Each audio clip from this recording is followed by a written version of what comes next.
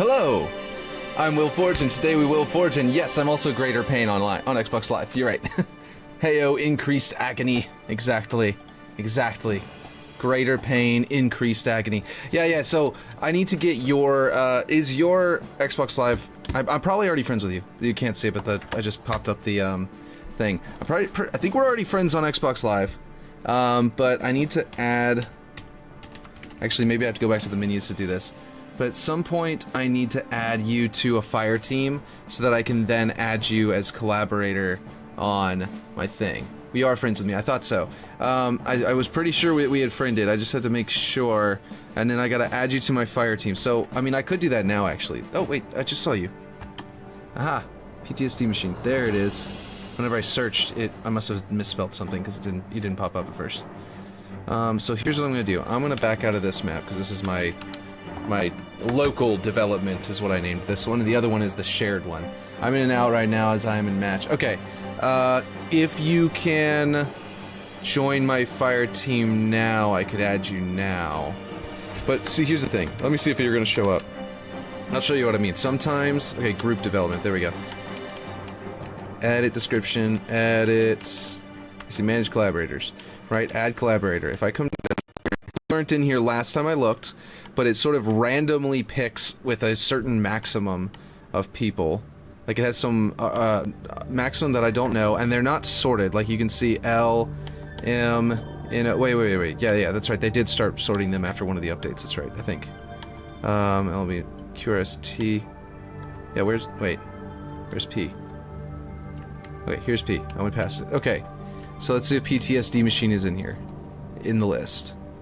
No, it's not. See, the 1, 2, 3, 4, 5, 6, 7, 8, 9. Like it has a certain number of people with the P, and then it just sort of stops loading them, and I can't seem to get it to like just work. I've always wondered about this. Like they don't seem to have a. Like, they have like a.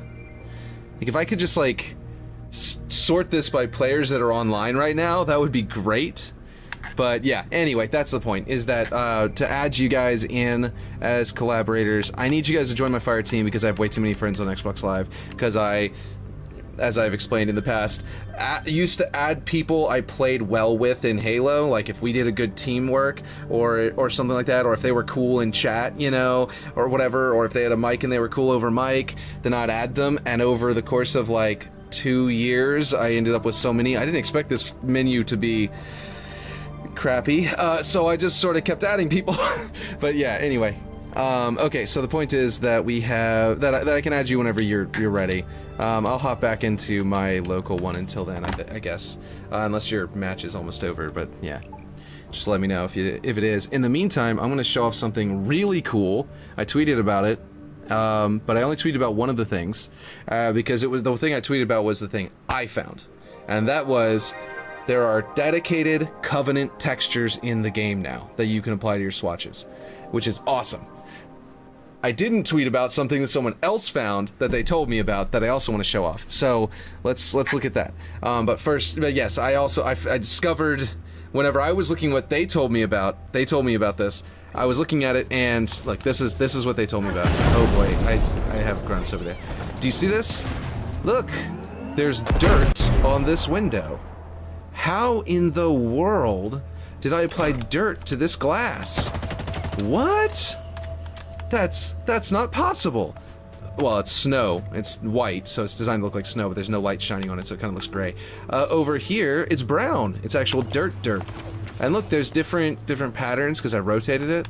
Over here, you can see what it is. They added this new item, this new object to the game, and they accidentally made it to where you can switch the texture with any texture in the game, and it allows you to create this. And there is a maximum scale, like if you scale this up too big to its default scale here, you've got these like islands of dirt, so it's not as useful. So if you try and scale it up too much, you're gonna end up, you know, not getting your dirt along the edges. So there's a limit to what windows you can apply it to.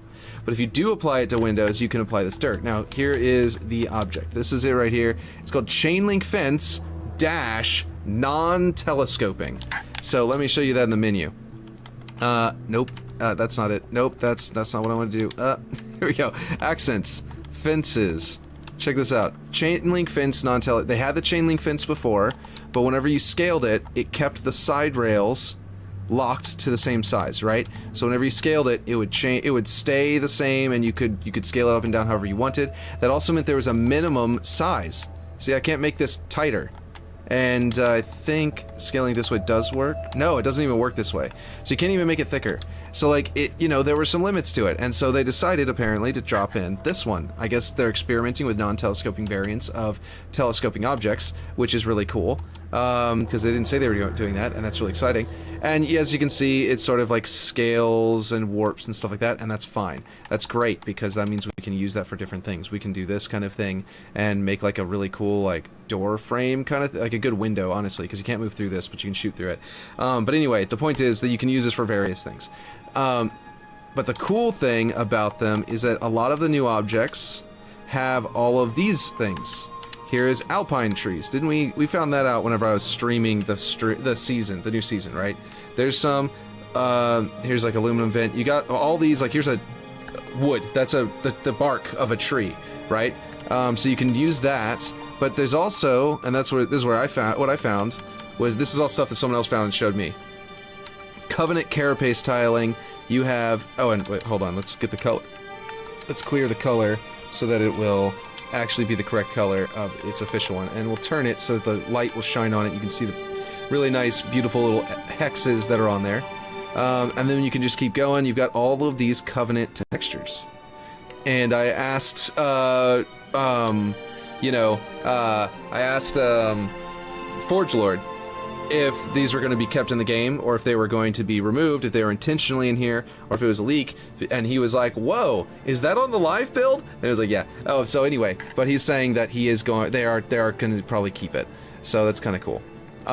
So basically, we have all these now, and all of these are really cool textures. Okay, I am here now. Did you say put dirt on glass? Yes, you want me to show you? Right now I'm showing off, these are all Covenant textures. They are Covenant panel tiling. Covenant panel tiling C. Covenant panel tiling B. Like, these are all actual Covenant panel tiling. Here's Covenant light bridge. Isn't that cool? So cool. Anyway, and there's others as well. There's stuff down here that like wasn't in the game. I don't remember what all of them are. Oh, there's all these ice, like from the ice hills that you have now, and you can apply them to this. I don't know if you can apply them to other things as well, like maybe the ground texture objects. And then there is, yeah, there's a whole bunch of stuff like that. And there's a few other pieces too that I don't remember all of them, but there's a whole bunch of new textures in here, and they're definitely worth looking in. And this one in particular, they seem to be unlocked. Now, here's your dirt on glass, right there. It's glass. There is an actual glass object there. And then what I did was I took, with that piece that I was showing you that can have all those different things, this one has generic grime. Generic grime is supposed to be a grime layer. And because it's supposed to be a grime layer, it has an alpha channel. An alpha channel means it's a part of the image that is invisible, right? There is no pixel there, and not only that, but it's not going to default to black, it's going to have white. Now if I apply this same thing to a different object that doesn't have an alpha channel turned on, like you have to toggle on the alpha channel whenever you apply a 3D model.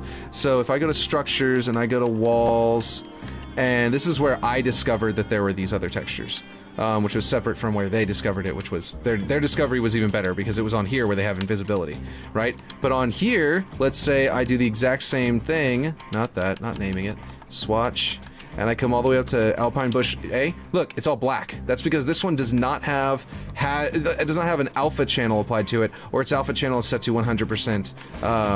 Like it's not set to transparent. It's set to 100% opacity or 0% transparency, whatever their system, however their system determines it. But the point is that if you come up here to the exact same one, Alpine Bush A, the texture. The black is actually, invisible, because this fence does have the alpha channel toggled on. So any texture that has an alpha channel will actually show up on here correctly.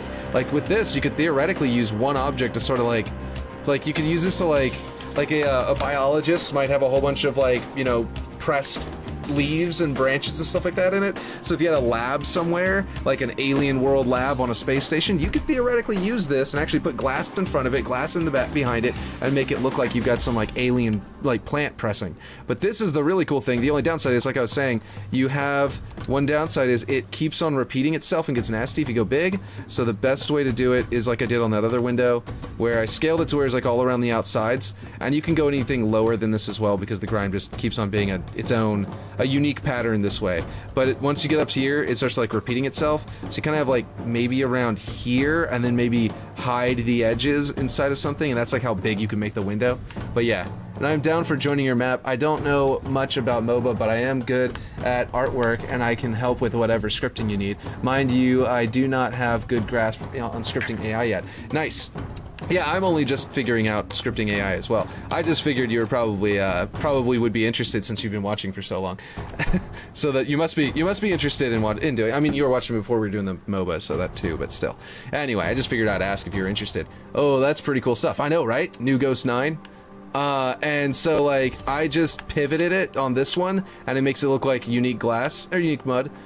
This one in particular, these two are the biggest mud piles in the way that it sort of scales itself. These two are always like there, so they're like bigger splotches. So if you put them on the side, you can make it look like mud like slapped up against it from the side, you know what I mean? Rather than being like a gradual buildup from a bunch of mud or something like that. I don't know, you can do a bunch of stuff. With the snow, I put the big thick part at the bottom, so it looks like snow built up down here, and then some of it is still clinging up here.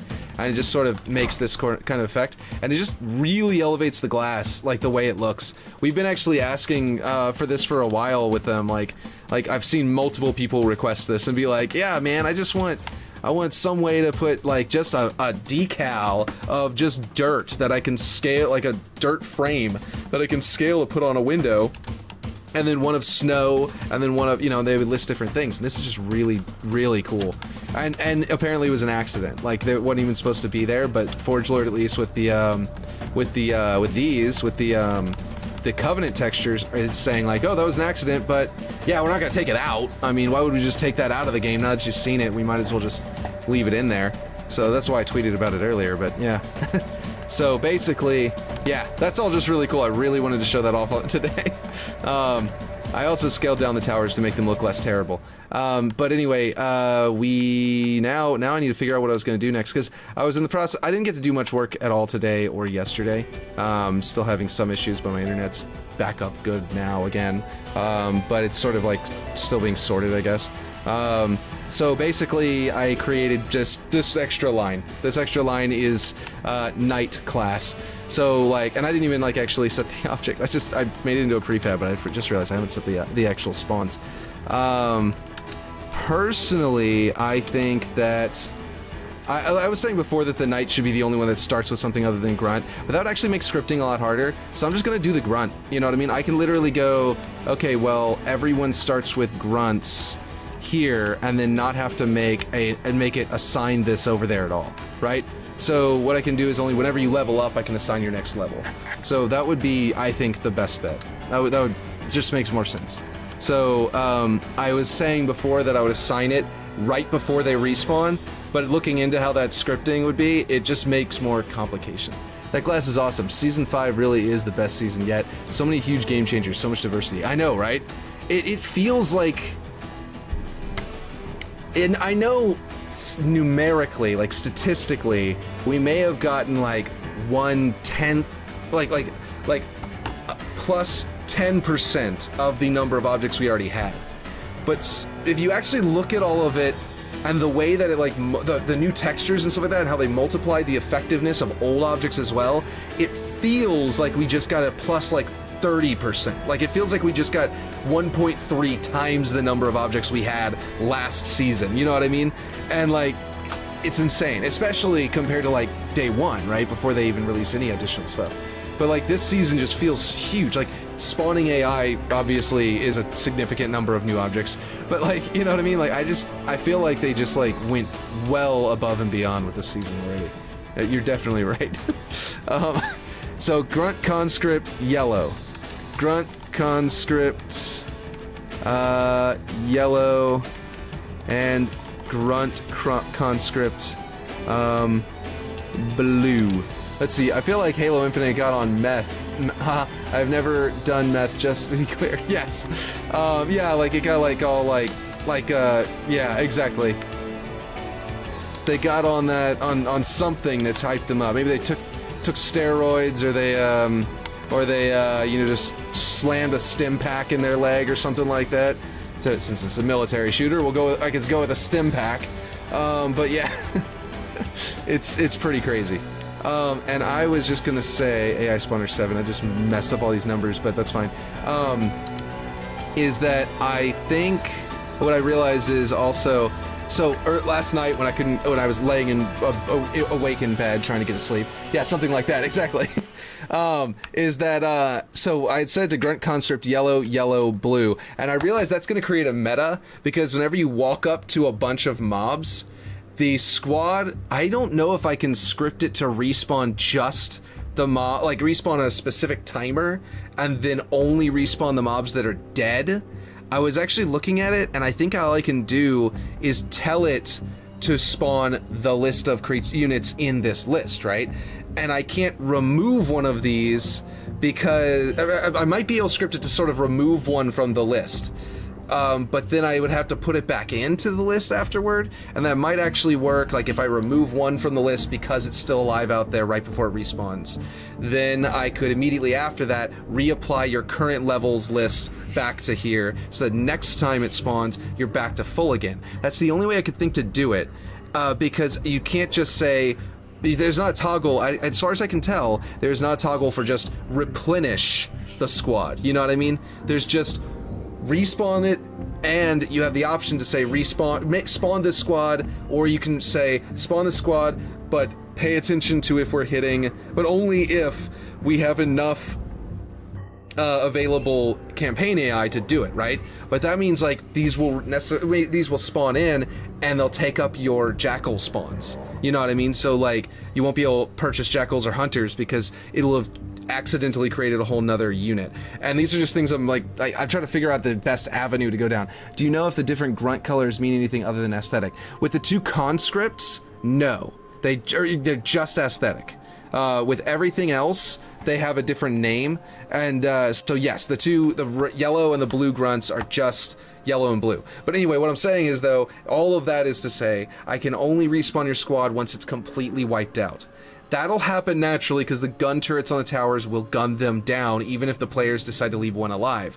But there will be a meta that if you aren't at the very beginning of the game, there's going to be this meta where if you aren't at a tower where they're immediately going to get killed anyway, you can kill specifically all but one person in the squad so that they don't respawn yet, and then they'll run along and then get to a tower and die. You know what I mean?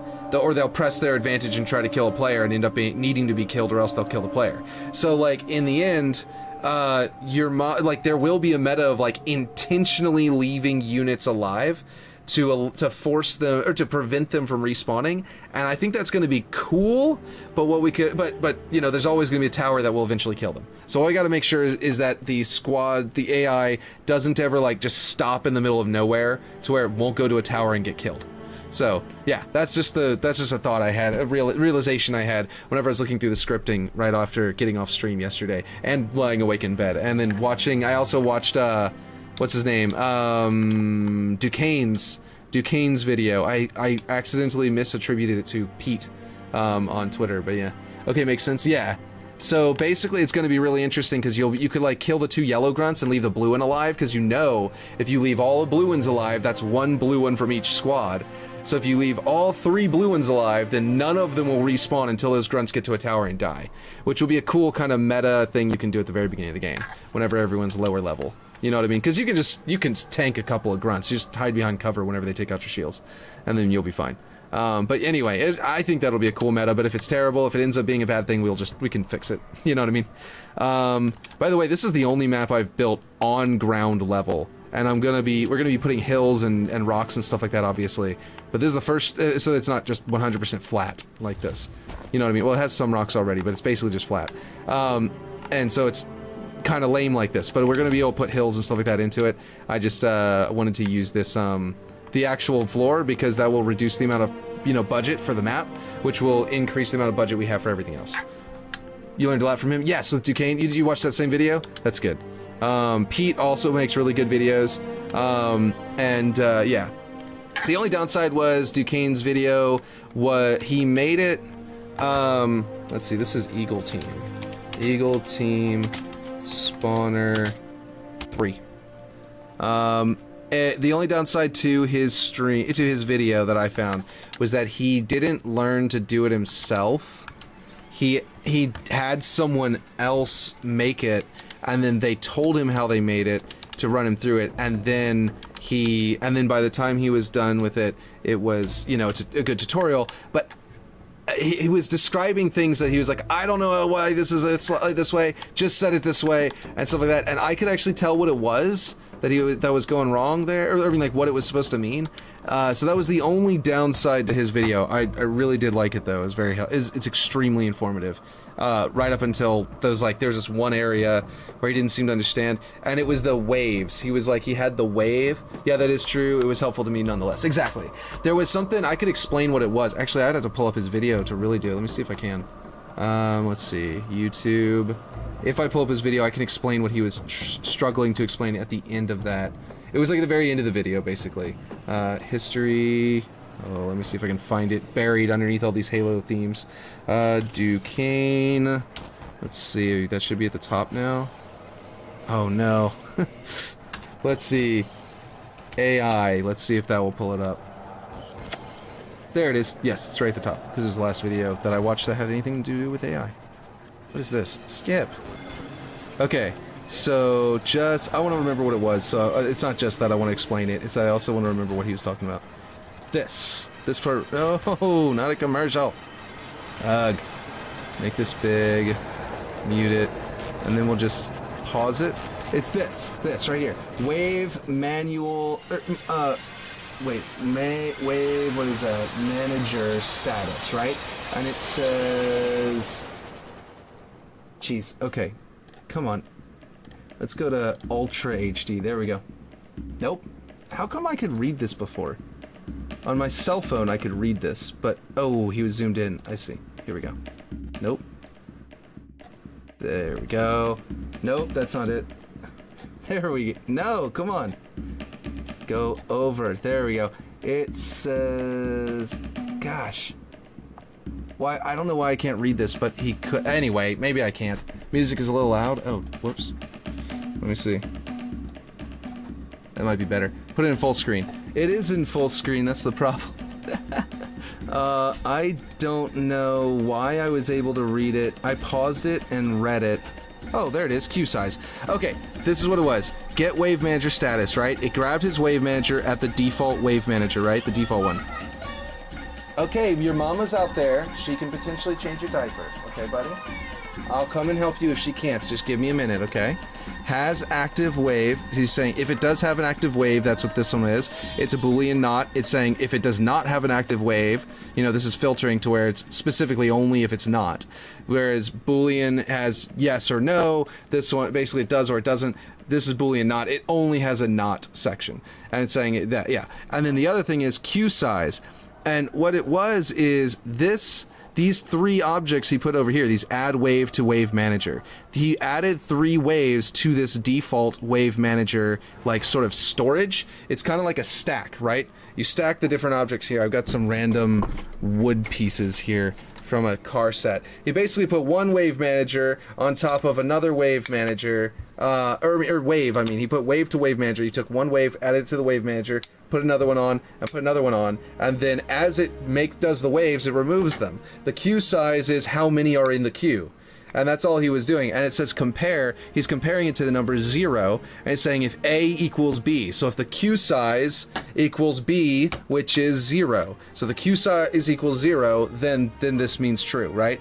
So if this Boolean over here says if it has an active wave, so if everyone if it does not have an active wave, rather, which means everything's wiped out, and if the queue size is 0, which means there's no queues left, then into the match. So that was what he did there, and we're going to be able to use that knowledge here, you know, once we do it. But basically, that's that area that he didn't understand, and I was like, whenever he was talking about, that's the only downside. Yeah, so yeah, pretty simple, really. Exactly. You just gotta look at the text and understand what queue size meant. I think that his main confusion was he didn't know what queue size meant, and then he was like, I don't know what the rest of these are doing after that, basically. And that's all it was. And so yeah, if I remember correctly of how he said it. But yeah, so it's an extremely useful video, and if you just want that one last bit of info, there's that one last bit of info about it. Let's see. Gonna grab this, but basically we just need to figure out one of the things he showed in the video that I didn't know. It's like a little fruit fly. We just got groceries today. Every time we get groceries from Walmart, we end up with like fruit flies from the that come with the fruit. It's really frustrating. Our local Walmarts suck at keeping things clean. Basically, yeah. So I did, yeah, Duquesne 23, you're right. That might be why it didn't come up, is because I just put in Duquesne. Any experienced scripter could decipher it if they saw it. Yeah, exactly. Yeah. So, basically, let me move this out the way. The thing I like about Duquesne stuff is he's generally pretty concise. Yeah, exactly. The first thing that happened after stream yesterday was I sort of like did these things, and then I just went, okay, I'm gonna go ahead and bake the nav mesh, and it crashed my game. Ooh, hold on. Commercial on my music. I don't know if I'm gonna be able to, I might have to remove each one of these that has a commercial in it, over time. Let's see, okay. But the point is, yeah, so I tried to bake nav mesh, and now, so I don't have a nav mesh, so I can't get these bots to move. And I might need to do that now, but the reason it failed, I think it also failed on stream, right? But the reason it failed was that I realized that I don't have nav cutters all over my map. Let's see, where's the bots? Wait, is there...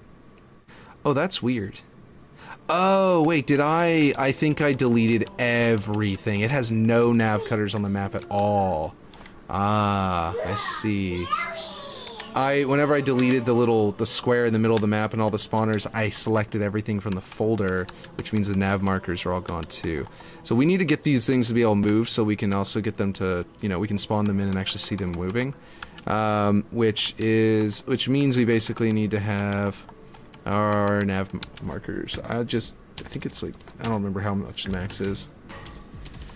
I just go up and it goes. I don't even, we don't need anything to be up high that's gonna have navigation on it either, so that's fine. There we go. Okay, so now it goes well beyond the edge of the map, and we can just bring it in here and sort of clip it like that. It doesn't have to be super good because we are still doing this block out. Okay, where's the edge? There it is. So let's go over until we get to the edge. There we go. And actually, we can just grab this, right? No, that's not, that value won't help us. But anyway, okay, I'm in Forge right now, and I can seem to apply mud or whatever to windows. What is your secret? Okay, so what I did was, I didn't just place a window. Let me go ahead and rip it apart for you. Because actually, yeah, that's true. I didn't actually rip it apart yet.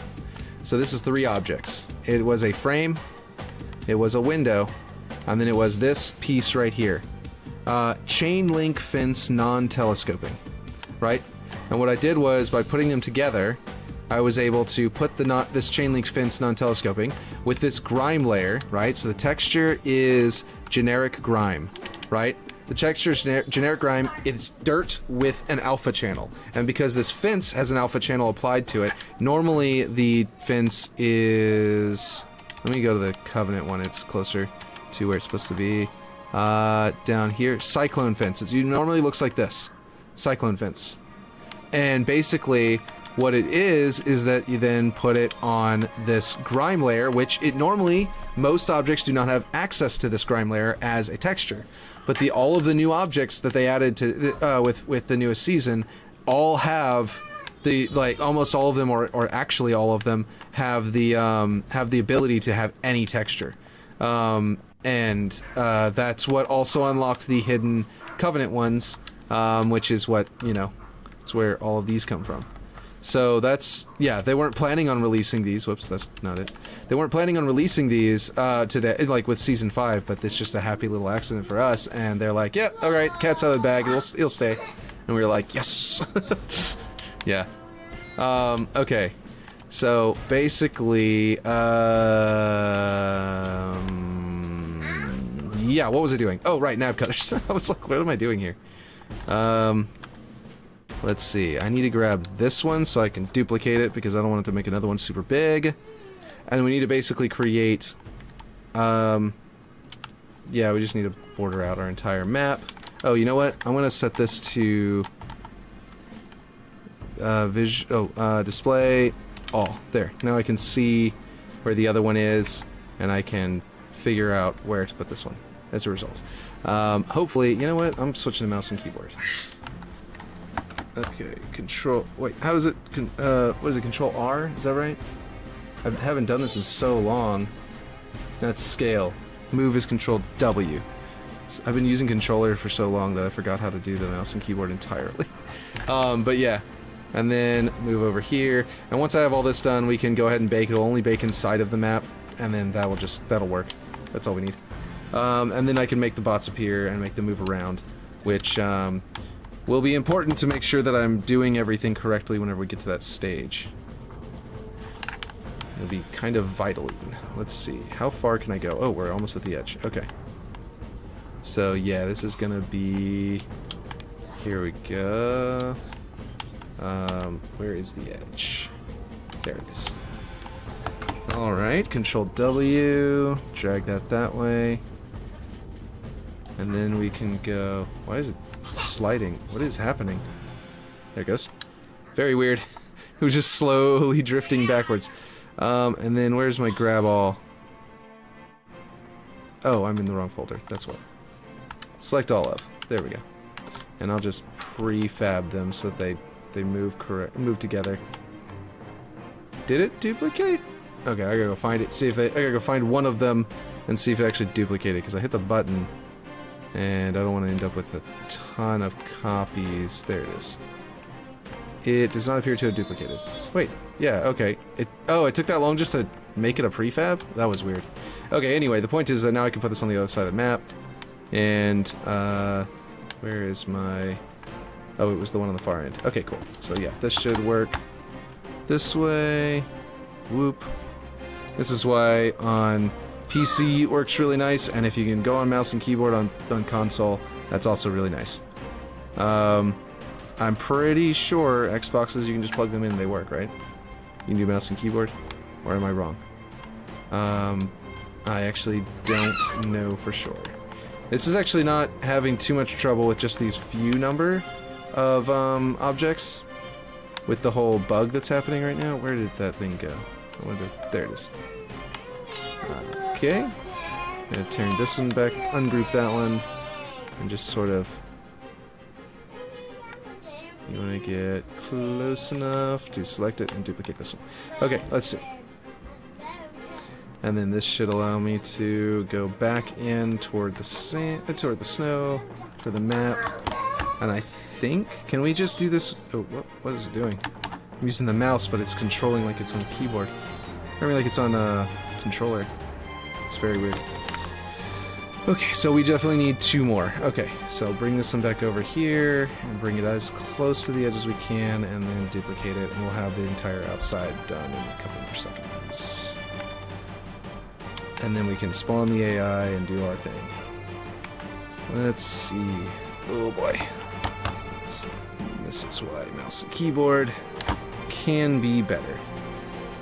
There we go. Now it's actually registering. It's just switching that sucks. Switching has always been bugged. Ever since day one, I've been having the same exact trouble with,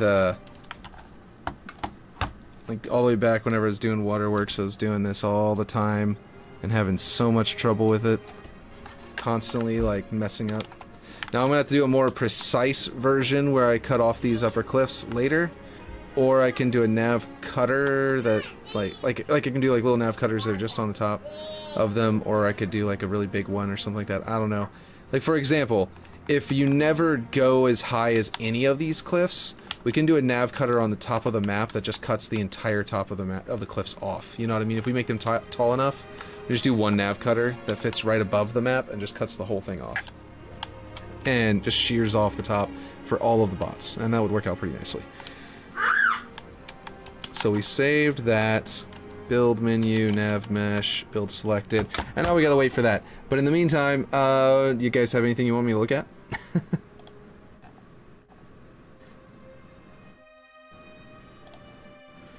Let's see. I'm just gonna look at Twitter and see what we have. Because there's like new stuff coming out every single day. Anyway, it's just so slow. Waiting. I could get that Duquesne video back up, actually. Sometimes this thing will take like a whole minute. And that's a long time to wait. Let's see. History.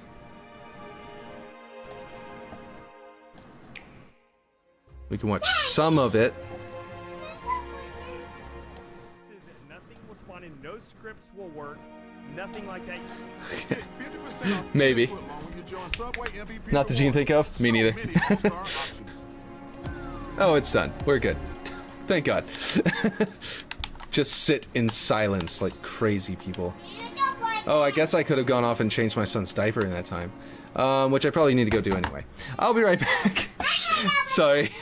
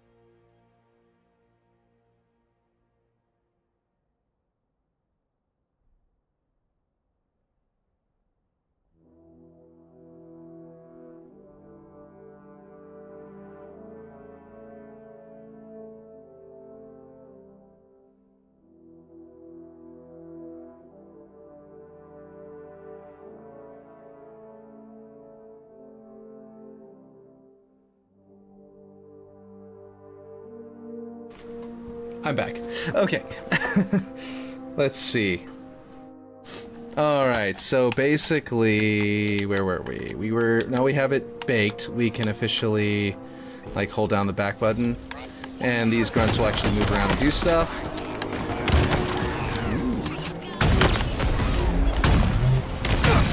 Ooh, someone's shooting at me. Whew. Oh boy. That's a grunt with some grenades. There we go. Is that all of them? Oh, which one did I miss? Okay. So that's cool. Anyway, they're moving. That's the point. Oh, there was a dropship in the distance. Okay, so what we need to do now is that we need to make it to where these things... Oh, right, that's one of the things I wanted to test. Ah, yeah, this is inside... I don't know why I did all of that and then didn't go and test this. I need a vehicle. We'll go with a wasp because it's nice and maneuverable. Okay. Node graph isn't baking because there's lots of scripts that are very incomplete. They're just like notes of things.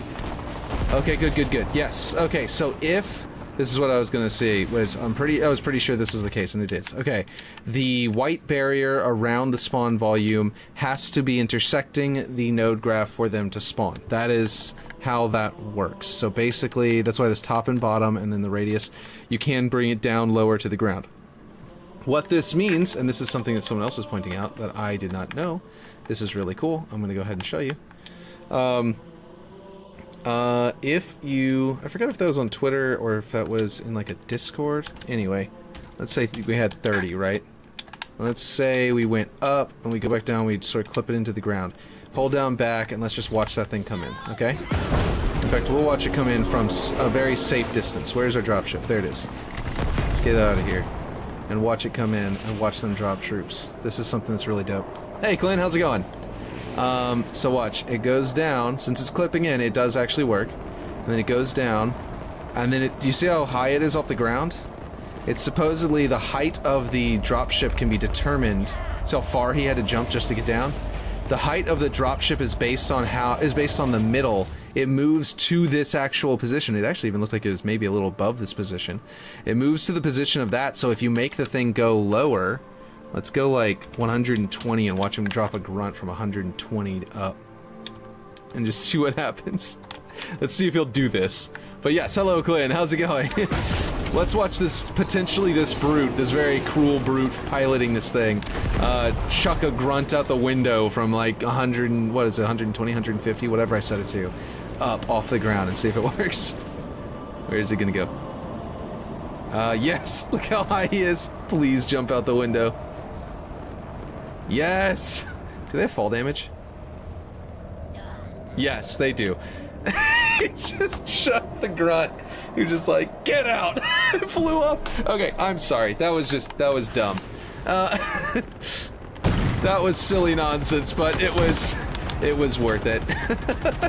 He just kicked him out the frickin' thing and left him, and let him fall to his death, and then left. Didn't even care. He didn't even strap plasma grenades to him. He just went, go! Okay, let's see now. Anyway, that was just some silly nonsense. That's not work. Okay, but the point of that is that means we can actually we can set where it should be height-wise for like the fun of this, because it means that we can, like, whenever it ends up with turrets on here, we can like actually make it, you know, do that. You know what I mean? It'll be good. I think that'll be great. So, let's see. Irrelevant, but it is possible to get in the Phantoms and ride in them for a period of time before the speed kills the player. Yes, I did hear that. Does it? Oh, it'll actually even kill you? Like, I know that can players get inside of it and then another person driving and then drive around? Or is that how, do you kill the passengers? Is that what you're saying whenever it kills you? Or does it kill the actual pilot? Because I did see that on Twitter. Actually, I can even, from what they described, I think I know how to do it too. Oh wait, no, that's right. There was even like, I think I even saw a screenshot of how they did it, so it wouldn't be entirely from my own thinking, but like, they basically, not driver? Okay, yeah, I figured. Yeah, so it's all the people inside there. We'll go events for that. Wait, why is it not? Oh, it's not doing mouse and keyboard. That was weird. Events, no, not events custom. Events players on player mark, right? Nor any way to kill the driver. Gotcha. So, on player mark, how is it you, like, grab the vehicle? I don't remember exactly how I did it. Anyway, I won't worry about it too much. I don't know if I can pull it off right this second, because I'd probably have to go look it up. Because somehow, basically, he grabbed the vehicle and put you in the vehicle. But how he grabbed the Phantom is the thing that's a question to me. I don't know if you can just grab the spawner and it'll end up grabbing the Phantom, or if you have to say, like, any vehicle on the map, you know, like grab any vehicle on the map, and I'd have to delete all these vehicles to make it just only the Phantom is the vehicle on the map, you know? That might be what he did, was he just grabbed any vehicle at random, but he only had the Phantom on the map in the first place, so then he put himself into the Phantom. That's probably what it was. But anyway, yeah, okay, so right. We're scripting some spawners. So the spawners obviously did just spawn the grunts. We don't need these down here because that makes them drop in more grunts. We can put these up here for now, and since they're invisible, we literally could leave these up in the middle of the map and it wouldn't be a problem. Nor any way to kill driver. I have not found a way to get in driver's seat, nor any way to kill the driver. Really? Okay. I saw that he looked at the Phantom, then marks it. Then with scripts, you can get the list of objects the player marked. That's clever.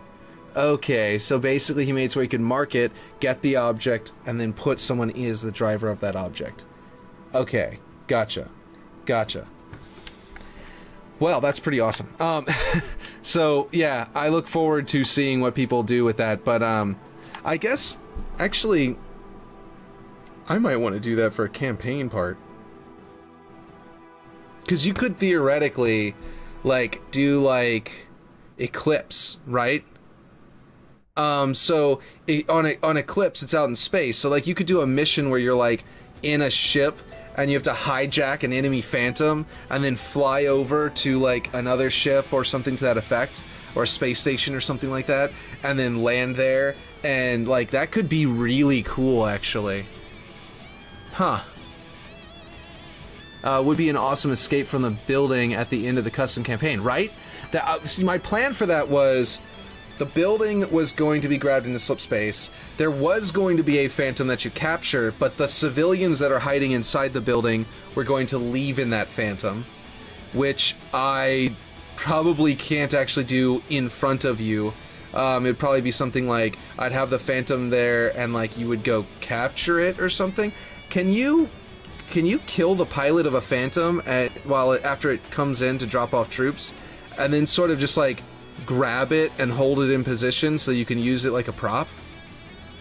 Because you might be able to do that. Like, if you could grab the Phantom, kill the pilot, and then set the Phantom's location, and then put, like, an invisible object underneath it that has like a vehicle blocker underneath it, so it just sort of rests on top of that vehicle blocker and looks like it's flying.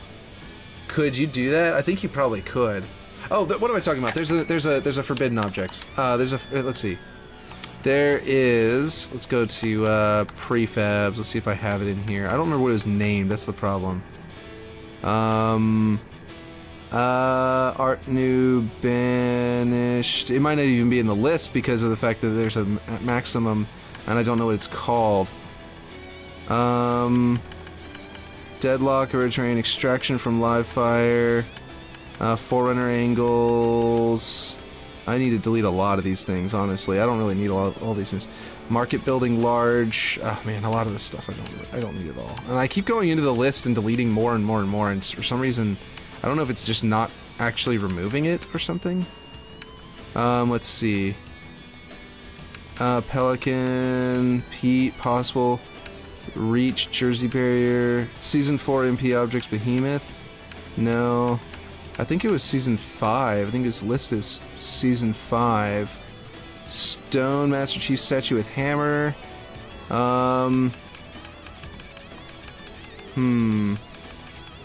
Waterworks, Wood, Full Cherry Blossom Overhang, Hidden, no, that's hidden name locations. This is actually really cool. There's a bunch of name locations with names that aren't available in the list.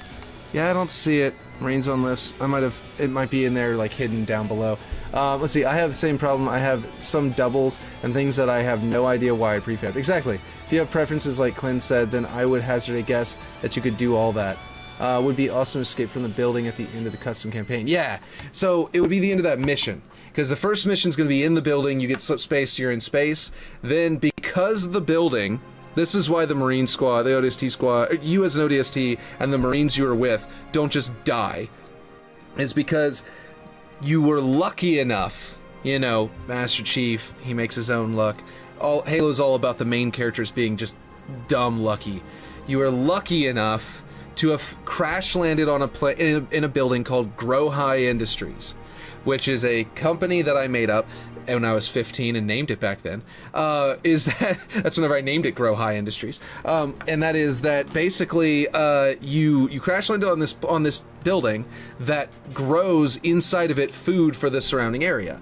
Now, famously, Halo's lore is Earth is so overpopulated and the inner colonies are so overpopulated that to feed everyone they have to basically not enslave, but force servitude, sort of. It's not full-blown slavery, but it's like, you have to sell us stuff, you know, your food at these prices, or else you have to feed it, sell us your food, your excess food. You have to produce enough for us, and you have to and you have to sell it at these fixed prices, basically these maximum fixed prices for the outer colonies. And that's not technically slavery; it's just forced sale at a low price, because they are making money, they are getting paid for their labor, but they have to, as a planet, produce enough food for the inner colonies, so the individuals are not enslaved. Anyway, that's what the whole insurrectionist is all about. So, because they want their freedom away from that tyranny. So the point is, though, is that the Grow High Industries was one of the few production companies that makes food on Earth. And what they do is, there's no ground to grow crops on Earth anymore. So what they do is they build skyscrapers that are basically like spaceships. They have environment controls where they can grow crops from any environment on the planet or alien planets in their tower, and they usually grow the most expensive, worthwhile crops. So it's gonna be stuff like, there's this kind of pepper that grows in the desert of Mexico, the deserts of Texas and Mexico, that it's a cactus, and it comes with 5 little they're not actually pepper looking fruits that grow around the base of the thing. And if you pluck them and you eat them, they supposedly taste exactly like a perfect mixture between a strawberry and a kiwi. And it sounds delicious, but they only grow in deserts. There's no way to grow them as a crop field, you know what I mean? Because they only grow in a very harsh environment. But then this tower, they can make their own artificial environments on each floor to grow whatever they need inside these containers and on each floor. So they have airlocks. I still want to see whatever forbidden object you were looking for. I know, right? I wish I could too. So basically someone got... Okay, there's this map, right? I'll just look for it on Twitter and see if I can find it for you. Let's see. Forbidden... Is that what they call it? Forbidden objects. I tweeted it. I retweeted it. No. I need to put like Halo on there, I guess. I don't know if that's gonna come up with anything. No, it's just a map called Forbidden. Okay, there's who was it? Was it Surasia? It might have been Surasia. Someone got together oh, you know what? Wait a minute. Do I still have it open on Waypoint in my Waypoint links? No. Wait. No. Still no. Dang. Ugh. I have so many links. I mean, so many tabs. Okay, so this is going to be worth it if I can find it. So give me a second to find it, and trust me, it's extremely good. He created a prefab that has all these objects. There it is. I found it. Here it is. That easy. I'll even put the link to the tweet in chat. Here's for YouTube. Here is for Kick. Oh, come on. There we go. So on both sides, you've got it. This Halo Waypoint link here, I can put this back over here. It's not important anymore. This right here, I bookmarked it, but it's called Hidden Forge Objects. Looks like it's all uppercase, so it should be up in the H section. A, B, C, D, E, F. Oh, wait. Is it in here? No. Okay, so what it is, in this case, is we'll look at the pictures. Unwrap and ungrind. Oh boy, when commercials. Kinder Bueno meets your coffee, life gets bueno. Yeah, buddy? You want to play Master Chief? Season 5 for Halo Infinite. What the heck? This isn't my playlist. Why did I start playing this? Oh, that's not my video. Oh, okay. What, buddy? Can you get your sister to come help you set it up? She knows how to set it up. Yeah, she does. It's okay, buddy. I know, buddy. Okay, so right here, basically, that is the block out of midship. That is a perfect... This is literally... that in that corner is the file, or the actual 3D model of midship from Halo 2. This is the actual 3D model of Relic from Halo 2. These are Forge objects you can place in Forge right now if you get these objects out of this special map file, or from Surasia's link, which is a prefab that just dumps it into any map you want.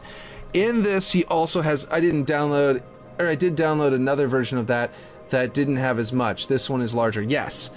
So that is a Phantom. I think you can't pilot this Phantom. There's something about it, but it is basically a Phantom object. So I could theoretically use this Phantom object for the script, for the story mode. Basically, well, the idea was one of the Phantoms comes down, drops on one of the drop pods, and one of the landing pads, and you have to EMP it. Your squad had an EMP. When you were deploying to the city, the reason you were going to the city was your job was deliver an EMP to a scarab, because they wanted to get rid of the scarabs that were destroying the city and wrecking everything. You fail because you crash. That scarab later goes on to shoot down Master Chief's Pelican. Because when I was 15, it had to be tied into the exact events that happened in Halo 2 to explain it, and I'm going to keep that part. So, basically, the whole reason that Master Chief got shot down in Halo 2 was because you failed your mission right at the beginning of this story. Anyway, so one of the Phantoms comes in and drops off troops, right? You deliver that EMP to the landing pad and EMP the Phantom so it can't leave. You then go inside and you take out the pilot. Well, you won't be able to go inside. With this, I actually could go inside. This object, you can actually go inside of it. But anyway, the point is, I could literally spawn an AI in there and let you go inside there, and that'd be really dope. That's what I might do. But if I don't do that, then basically the point is you EMP it, and you probably have to fight some people underneath it. And this is the end of that mission. It's going to be, you're going to try and EMP this thing. And then the next cutscene is going to be them piling in civilians to the Phantom. It's most probably going to be like an audiobook of me just reading and like basically writing a chapter and reading it into a YouTube video, unless I can get someone who does like machinima or even mocap, like those people who do that, to do something. But I've messaged them before and they didn't even respond. So anyway, the point is that probably I'll have to do like audiobook style cutscenes until maybe I can get someone's attention. But the point is that so you're gonna go in. It's gonna have an EMP. You're going to evacuate the civilians. That's what I'm trying to say. When that happens is right before the ship jumps. When it jumps, it shears off the top of the building during that cutscene, right after the civilians have left and you're talking to your commanding officer and stuff like that, right? I think I know why you couldn't find it in prefabs. It's a map. Oh, he made a map. Okay, this isn't the original map, though. The other map was on, I think on, Alpine? And, so, I guess he made his own map that has all of the objects. That's cool. Makes sense. Anyway, oh, I think that was my main Twitter. That's fine, I don't care. This is my main Twitter tab that I always keep open. Okay, so basically I can put that Phantom in there for the story. That has nothing to do with the MOBA. I should probably go back to doing the MOBA while we're here. So what I'm thinking, by the way, with these drop pods is we will make these part of... We can make these part of the, So, okay. Right. If we were talking about making this class... I need to not do that. That's going into classes. I need to just do this. I need a script. I'm going all over the place because I was very unfocused, but it's all really cool stuff. There's just so much cool stuff to talk about that I'm forgetting where I am. I didn't get to do any scripting yesterday because the game crashed and then I had all sorts of other stuff happening. Or this morning, but what's up? You still need help? And apparently I need to go help my son, so I will be right back again. I apologize. Let's see, I gotta go to...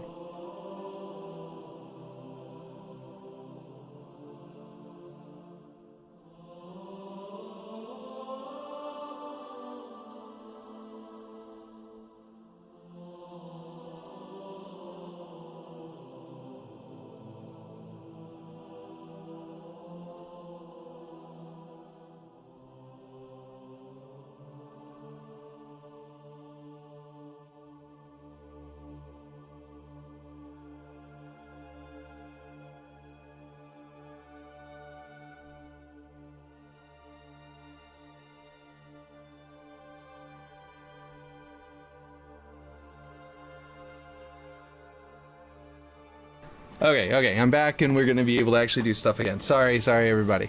Okay, my son over there shouting at me the whole time was also kind of distracting, so now that he's settled. He just wanted to play Master Chief Collection. He needed me to boot it up, but it it was in a black screen. It wouldn't actually play, so I had to go back to the main menu of the Xbox and close it and then set it back up.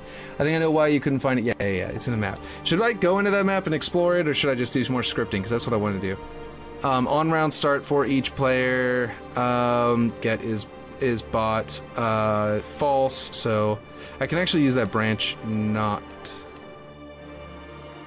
here, can't I? No, I can't, because I won't stop this. Branch not is for inside of script that has nothing to do. Yeah, okay. Let's see. Scripting. Yes, exactly. Get is bot is not, condition is false. Trigger the event, which was going to go down here. I hadn't even named the event yet or anything. And I was going to pass in the object. The object is going to be the player. Get player's team. Compare teams. Make if it's eagle. If it's true, then it'll set the squad variable for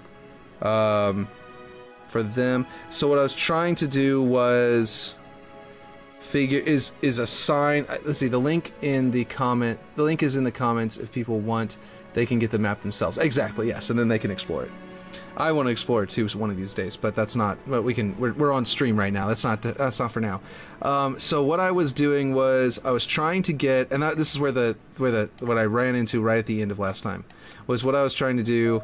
I'm gonna put this a little lower down so that I can have more room to get this global log out of the way. I can turn that off too, but you know, whatever.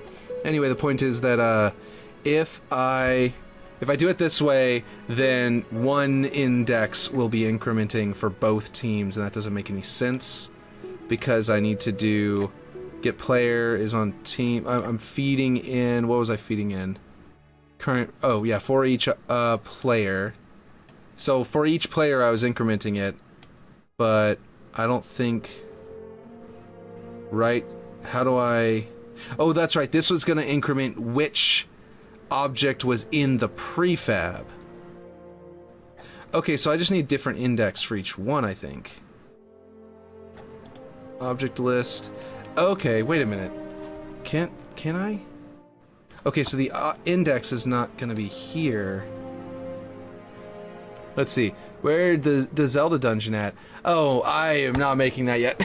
I don't know if I'm ever actually going to get around to that, to be honest. I really think that someone should make a map that is exactly like the Halo shrine. I mean, the Zelda shrines from I almost said Majora's Mask from Breath of the Wild. Imagine you take the art of the shrines and you just turn it into a like Forerunner shrine thing. That'd be amazing. I think that art style would work really well. The link is in the comments. Yes, exactly. Clear connection. But yeah, right now what we're doing is making a Dota. I mean, not Dota, a MOBA map. Okay. So I think what I've got to do, not that, clear this connection. My brain is all frazzled right now with everything going on and everything. All this cool new stuff all the time. Let's see. Like the glass you could put grime on is just really cool and blew my mind earlier today. Okay, which I don't know if you saw that, Unseen Halo. There's also Covenant textures now in the game. That's cool. There's a whole bunch of stuff going on, and I probably shouldn't go back and show them off right now because I just did that. So, okay, so if this is setting the squad for Eagle Team and this is for Cobra Team, what I need this object list to be is a prefab of these three, right? These three are going to be... I need to set them into a prefab. Wait, let me... this is 1. I'll make that one 1. And this one 2. And this one 3. Well, I tried to look at owner's files on that Serasia map, and it just looks like he doesn't exist in Halo. I have a suspicion he knows a thing or two about coding, and he goes under the radar. Yeah, probably. He has no Spartan profile. A lot of the OG textures, were,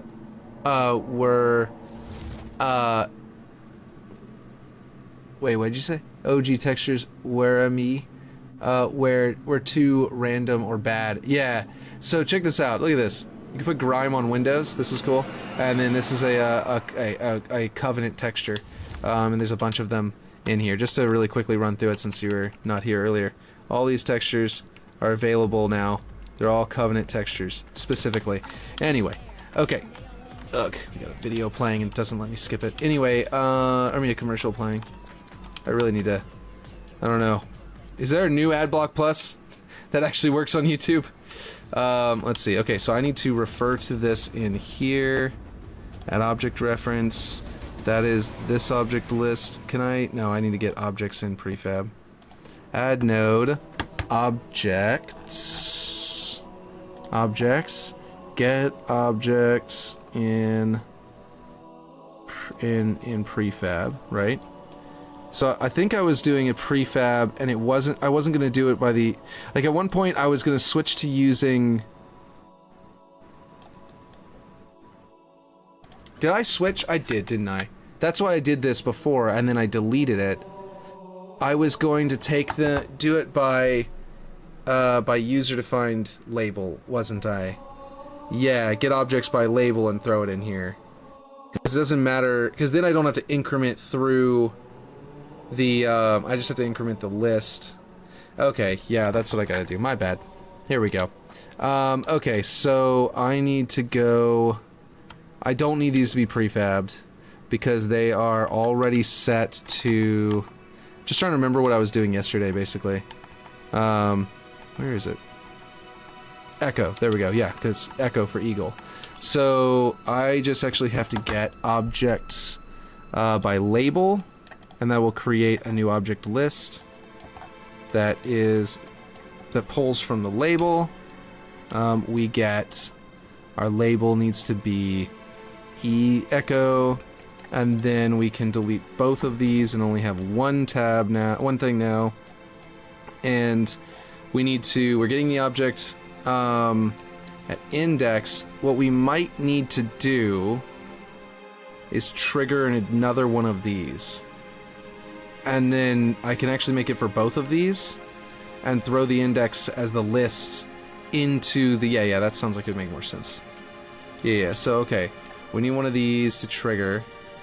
We break this, go here, and then what we do is, and they can both be the exact same now. Like, they will just trigger the exact same little bit of code. Shift D, bring this down here. This one will spawn into there. The object list will be this one, because actually we're going to, whoops, clear this. We can move this up here, and this object is going to be our object list that we feed into it. Wait, what? Oh, current object. Right, at index. Wait. No. No. We are going to clear this connection and move this down here. We're going to put this into object list. That's what we're going to do. And then that way the script down here can be the same, and we will pull a different list for each team rather than and we'll feed it a different list, so it'll actually be able to make sense of it. And then we need to also feed it the current object, which is this one, because that's the player. We need to know what our player is, or else we can't assign to the player's variable that. So we're going to then have that come down here. It's going to set the squad variable. We're going to get here's our object list. We're going to get the index is going to be the number. We're going to have to increment that number. We're going to have to set it to... I'm going to have to read what you guys are saying. He has no Spartan profile. A lot of the OG textures were... Oh, okay. This is just the one thing. Some were good, but they definitely need more. Yes, I agree. Yeah, the new ones are really good. I like I really like the new Covenant ones. They're going to be great. And we can also use old textures and apply, colors to match Covenant. But, like, if Wookie Cookie probably should go back over once over, midship to make all of the textures that are almost Covenant textures, turn them into actually Covenant textures, and that would be amazing. But yeah. Let's see. That's my take. So the number is the index, the object list is here, and then the current object would be the value? Yes. And the... what? Wait. Set squad variable. Oh no! Okay, let's see. The squad variable is a squad value, right? So, this object, which is in this list, is at this index, is a squad. But I need to figure out how to make it not think it's an object and make it think it's a squad, which is a new thing. Let me see, get Let me see if there's just a simple get squad by. No. Let me see. Is there? Where's the squad section? AI. I don't think this is going to be a thing, but I'm going to see if in AI I can get squad by index. I mean by. No, yeah. See, it wouldn't be object by squad by index. Doesn't make any sense. How do you do that new stuff of casting? Events. I think it has to do with that, right? Variables. Is it literals? No. This is different. There's something new. Logic compare list cast. Cast to Boolean. Cast to squad. Converts a generic item to a squad. Incompatibility will result in invalid output. So, squad generic item. Nope. How do I do an object to a generic item? Cast. Can I cast to generic item? No. How do I get generic stuff? How do I transform this object into a generic object? Add object to list. Our same object. This is the new stuff. Object is in list. Get unique objects. Objects by label. Spawn object. Ugh, this is so annoying. Okay, where is the new... Let's see, death context? Wait, I didn't even see this. Was AI killer? Was AI killer? Was last AI unit in squad? Interesting. Anyway, okay, let's see. Debug might be... No. Where is the thing where you can... Like, I saw the okay, generic object. There it is. No, that's generic objectives. Where's the generic objects? Here it is. Events generic objectives. Nope. I keep on seeing generic objectives on things and thinking that's it. Where are the generic things other than the casting? Because there's... Oh, lists. Lists. Add item to generic list. Oh, wait. Can I get generic item at index? That's it. Oh gosh, what a search. Here we go. I keep on forgetting to move them like I always do. Okay, so number to index, object list to any list, delete this. Now we have a generic item at index, cast to squad, generic item to squad, and now we put that into the value. Oh my god, that was so cumbersome. Okay, we got it. We got it, guys. I had to get a generic item at index instead of getting an object at index, and then I could cast it to squad, and now it thinks of whatever I was passing through here, this variable, this squad variable, or value that I was passing through here, is now going to come out as a squad value, so the set squad variable will accept it as a squad value to apply to this variable. Now, we get our object. This is what our player. We're going to put our player over here, and we need to set this. All of our things are not set up for our scopes and stuff like that. I gotta... Oh, wait, that is set up. I didn't even see that. It is. Okay, so this will work for either team. So this stuff isn't necessary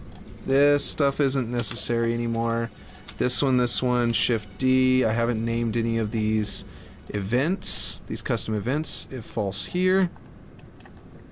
Object goes to object. Now I need to do the identifier, which is going to be, what is that going to be?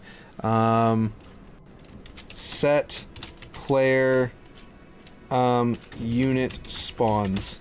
There we go. That just sets the player unit spawns at the very beginning of the game. We don't need to worry about it after this, but it is vital at the very beginning for everyone to have the correct things in their inventory, in their system. Maybe there's a faster way of doing this and just say set squad variable, just say like on round start, feed straight into there, take the squad, set it to there, set it to player. Like maybe that would work. I don't know. What do you guys think? Maybe this is too many. Maybe this is more nodes this way than if I just did it the other way. But I do have to be able to test to see if the players that I'm feeding it to are players or if they're bots. And this won't apply anything to the actual bots, so that's kind of frustrating. But yeah, anyway. What do you guys think? I'm trying to think of a way to do this any other way that will feed it in and apply it to them. other than this, but I think this is the only way, as far as I'm aware. Anyway, yeah, okay. This one needs to be named as well. This has got to be something similar. Determine player unit spawns, because we're trying to figure out which one it is. I'm too slow to have to really focus on this type of stuff to think of anything useful now. Yeah, it's tough. Whoops, went all the way out. It's tough to focus in and actually like remember what you're doing, especially whenever you stop for a day and come back to it the next day. It's always like every single time I'm like, okay, what was I doing? Okay, so this is the object is the current player. So on round start, for each player, get is bot. If it is a bot, it will not trigger this. If it is not a bot, then it will go. It'll trigger this effect. It'll pass the player into it. Determine player unit spawns. This will go in here. It'll get the player team, and then figure out if they're on Eagle or Cobra. Right. So it'll sort players into separate sides. If they're Eagle, it'll come up here and set player unit spawns for Echo. Ooh, almost forgot to change this one to Cobra. That could have been to Charlie. That could have been troublesome. Okay, so basically, yeah. So if they are Eagle, it will grab the Eagle objects by label, object list, feed it through, and it will grab it at index for the number. Now, the number is not incrementing. So what we need to do is have it increment a value up for each one of them. This is where it gets a little bit finicky. Oh, current iteration number. Will that work? No, because that will potentially grab number like 10 inside of this label echo list, which doesn't exist, which means it'll loop and it'll randomly figure it out. We don't want that. Okay, clear this. So what we need to do is jeez. Okay, now I'm confused. Where are we gonna increment this? Because we can just like right here say increment after it triggers this, but that's not right. We need to maybe increment it here, but like because these are asynchronous, by the time we get back into here to do it again, should I not make these asynchronous? If they're not asynchronous, then it'll do this. Oh, yeah, that would keep it in line, because it would get to here and it'd finish all of this, and then it would go to the next player, and then it would do the next one. And since it's all behind the scenes, and it's on round start, so like it's while the players are still posing and stuff like that, it can happen behind the scenes. So this would actually be simpler if I just do regular global, right? If Clint is still here, I'd really appreciate his feedback on this particular thing. Oh, whoops. Get is... Oh, I didn't set the bot. I didn't set it to check if the current player is a bot. But, like, Clint would probably know if it would be better to not do async right off the bat. He could probably answer that for me. Let's see. Gosh, why did that move back up? I feel like that was down lower. So we've got it all going. It should work, except this index number is coming from these, and I don't have an actual thing for that. So what I might be able to do is I gotta increment it for each team, right? Because the label needs to be this. It needs to be incremented for this label. So where is logic? Logic here, right? Increment number variable. Now, can I... Let's see. What is my object is the player. I can't just grab that object again. I can make it an object variable, but I think I'm just going to have to make a different variable for the eagle. I'll let Clint come in here and make this even more efficient if he can, but I'm just going to do what I know will work. How about that? That sounds like a good idea. Or at least what I know will work for now, and if we have another problem, yeah. That's not what I want to do. I need to declare a number variable. Variables advanced, declare a... Well, we've got 5,000 nodes now, so hopefully I'm only at 48 in here, and some of these are just describing other things that are happening, and they don't even actually like do anything yet. So this area is probably only like 30 nodes or 35 or something like that nodes right now, so yeah, we should be fine. I don't think I'm going to cause our thing to run out of nodes. Identifier, let's see, eagle spawn incrementer. Let's see. Initial value will be 1. Scope will be, I guess, global. Because I don't think I'm planning to assign this to anything. It's just going to be a global variable. Cobra. And then we come down here. We increment. Let's just grab that. Whoops. I backed out again. And we come down here, we hit our identifier, increment that one. Increment value 1. Scope global.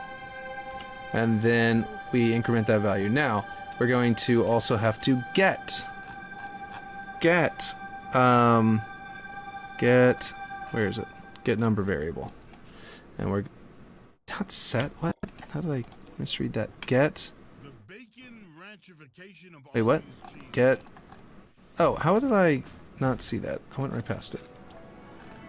Okay, that is not what I want to do. It's here. I want to feed the number variable into here for this side. That's what that was the main thing that I was trying to figure out earlier, was how do I get the index to match the team that I'm on, and I just realized what it was. Just feed it in like this. If I feed it in like this, then, and I have a different one for each one, then that should work. Identifier, Control V.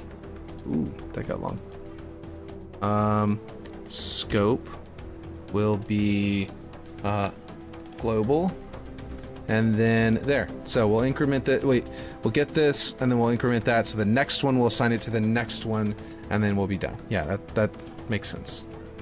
And this might be the best way to do it. I don't know. Maybe I'm being silly, and I'm like, yeah, maybe Clint's gonna come up with something even better. Maybe this is just the way to do it, and I was just being silly. But we will see. Whenever I'm gonna not try to retype it. I'm gonna make absolutely certain that it is the same as this one by just copying it, because if I put a typo into the other one, I would rather it work than find out that I have a typo anyway. Like, if it works, I don't need to know that I was a typo, because I'm never gonna call these again, except for this particular... Oh, did they fix that? I just realized I'm going off a bug that was from the last season. I'm like behaving like that bug still exists for sure, and I don't actually know if it does anymore. I'm gonna have to try that out in a little bit. Let's see. Let's get this a little cleaner looking to get those lines out of the way. Obviously that object line is still poking through really far, but yeah. Okay, so this should work. And so what I could do... Can I print... I only have one player, so there's no way to do this. I can do... what I'm trying to do is debug. Print boolean player team vector. Yeah, there's no way to...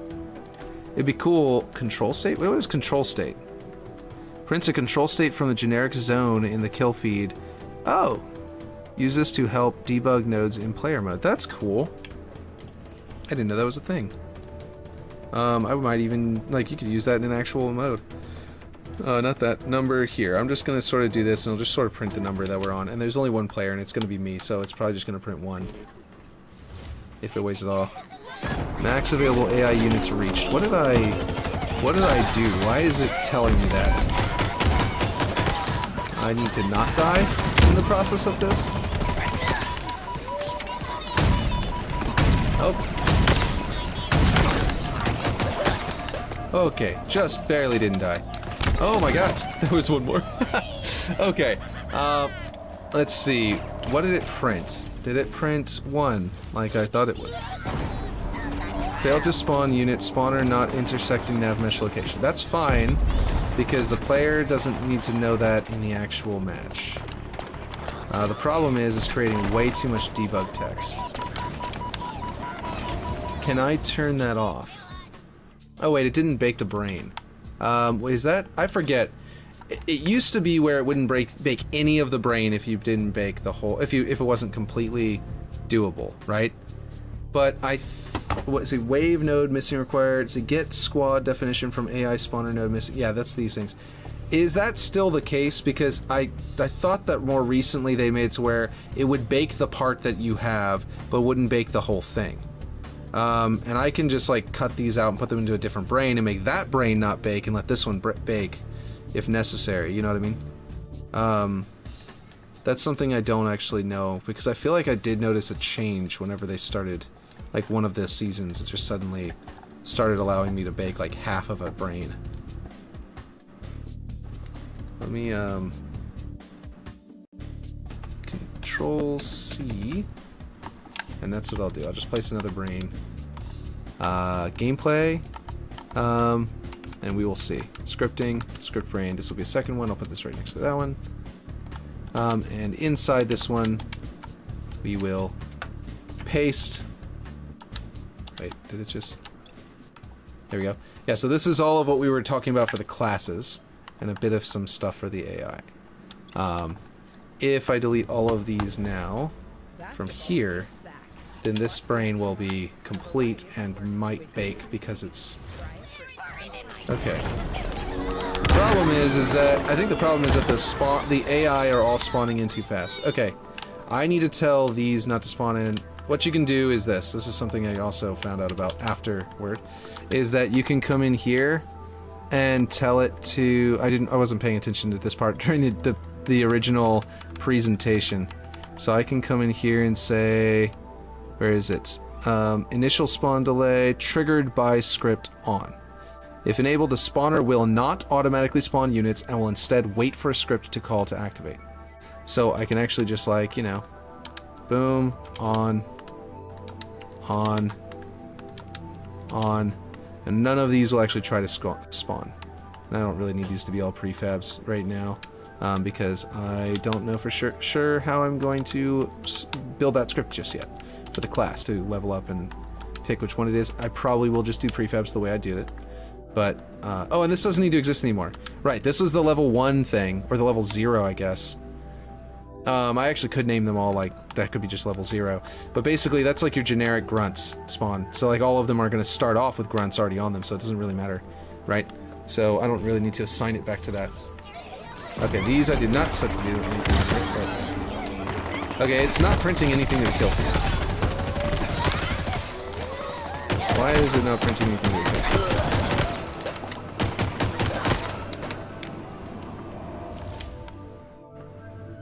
Right? Wave node, get spawn definition from AI. Alright, okay. Alright, hold on. Is it... What did I do wrong here? First off, let's get these things to stop making noises at us. It says, get squad definition from AI spawner is this one. We don't need that one to be throwing anything.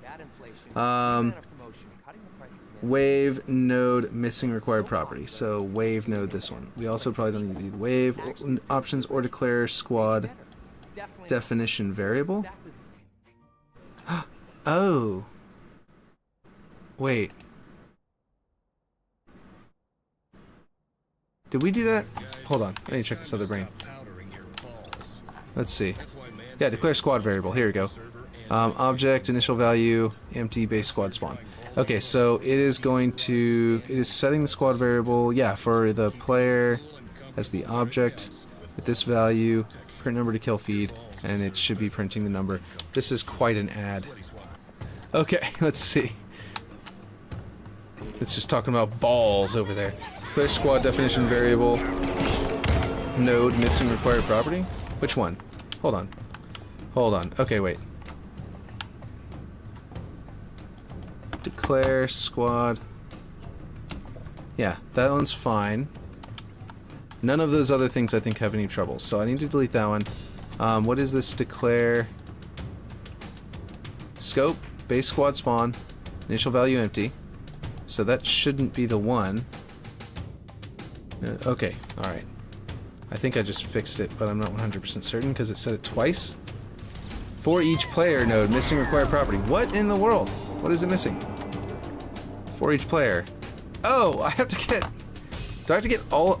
I'm so dumb. Add a node.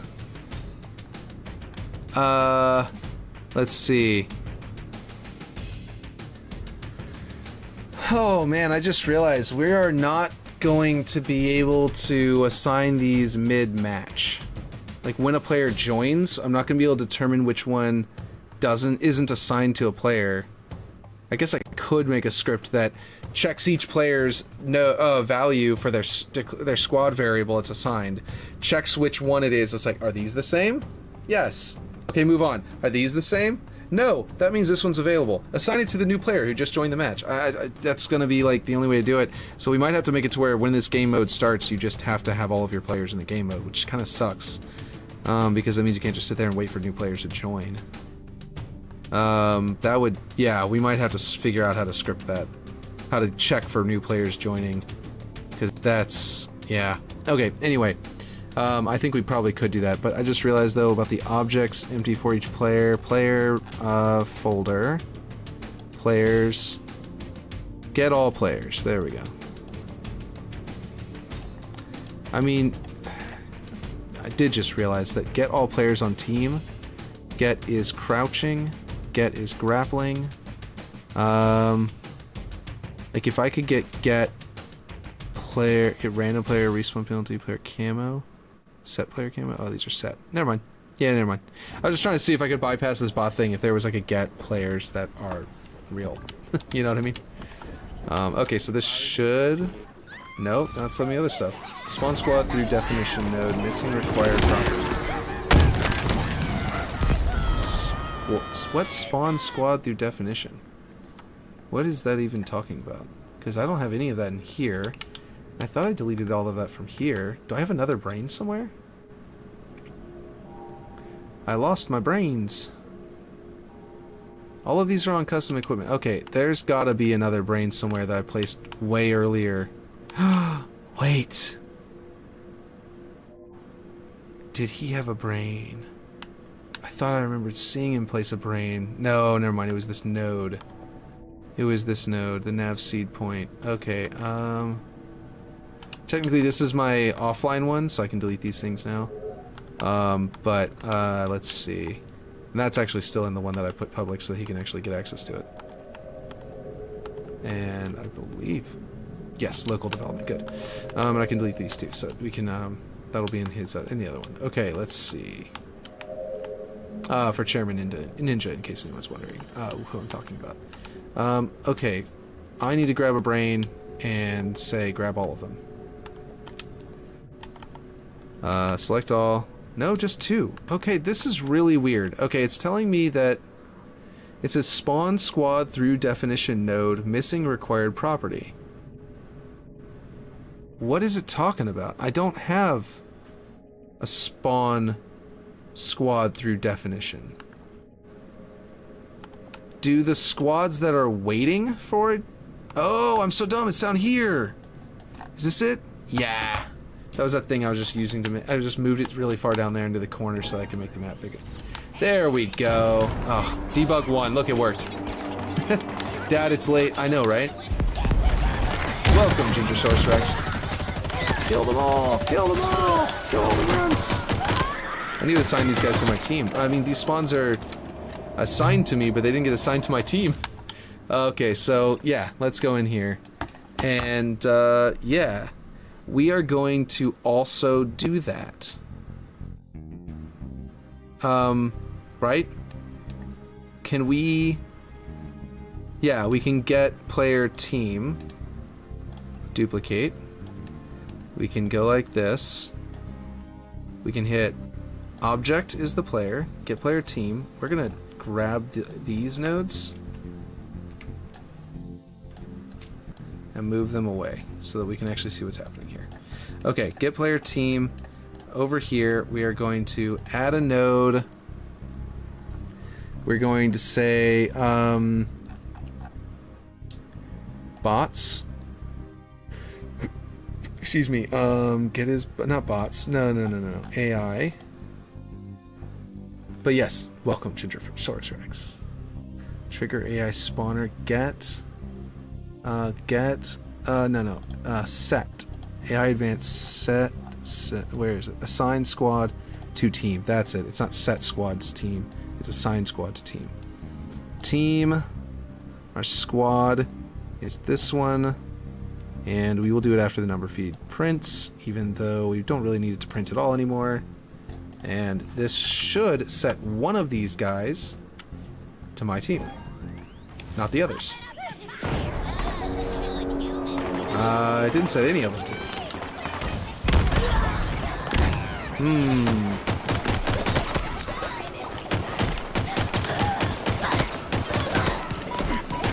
I could manually set these, and then I don't have to set them at all. So I think I'm just going to do that. These are the Eagle Team squads, so they should just be set to Eagle Team. So that's what I'm going to do. That will actually save us some scripting anyway, because I don't have to do what I just now did. Eagle, and then these will be Cobra. And that also means that we won't accidentally spawn in troops, just because we didn't have a player there to assign it to. So it won't spawn in troops that are on the opposite team. So basically remove the stuff I just added in, because we don't really need it anymore. There. Now we can... Oh, that's not what I wanted to do. Went down, and it went over to the right. Okay, so they are all on my team now, and now there should be some more over here. Oh, that guy's apparently close enough to spawn. Oh, I just didn't set them to spawn. And there should be some grunts over here. Did I hit the maximum, or are these grunts not set up? These may not be set up to spawn enough grunts. Hold on. They are just conscript, yes. So conscript, yellow, grunt, conscript, yellow, grunt. The other option, by the way, I don't know, what do you guys think? Would it be cooler to have that weird meta? Or would it be cooler to assign, like, Cobra team has yellow grunts and Eagle team has blue grunts at the beginning of the game? Because that would also work. It might also make it a little... I mean, you'll be able to see the outline, so it's not that big of a deal, but... Conscript yellow... Grunt... Conscript yellow... That's brute, grunt, conscript, blue. So you guys tell me what you think about that. Would it be cooler to have each team have like a different color of grunt at the beginning of the game before they're actually all die or get upgraded? Or would it just make the same amount of sense to just, or would it be cooler to have that weird meta where you can tell if you've killed enough of the squad, because you can just kill off the yellow ones intentionally so that the squad doesn't respawn until you kill all of the blue ones. Let's see, so this should spawn in our other team. Poor grunt. There's our other team's grunts.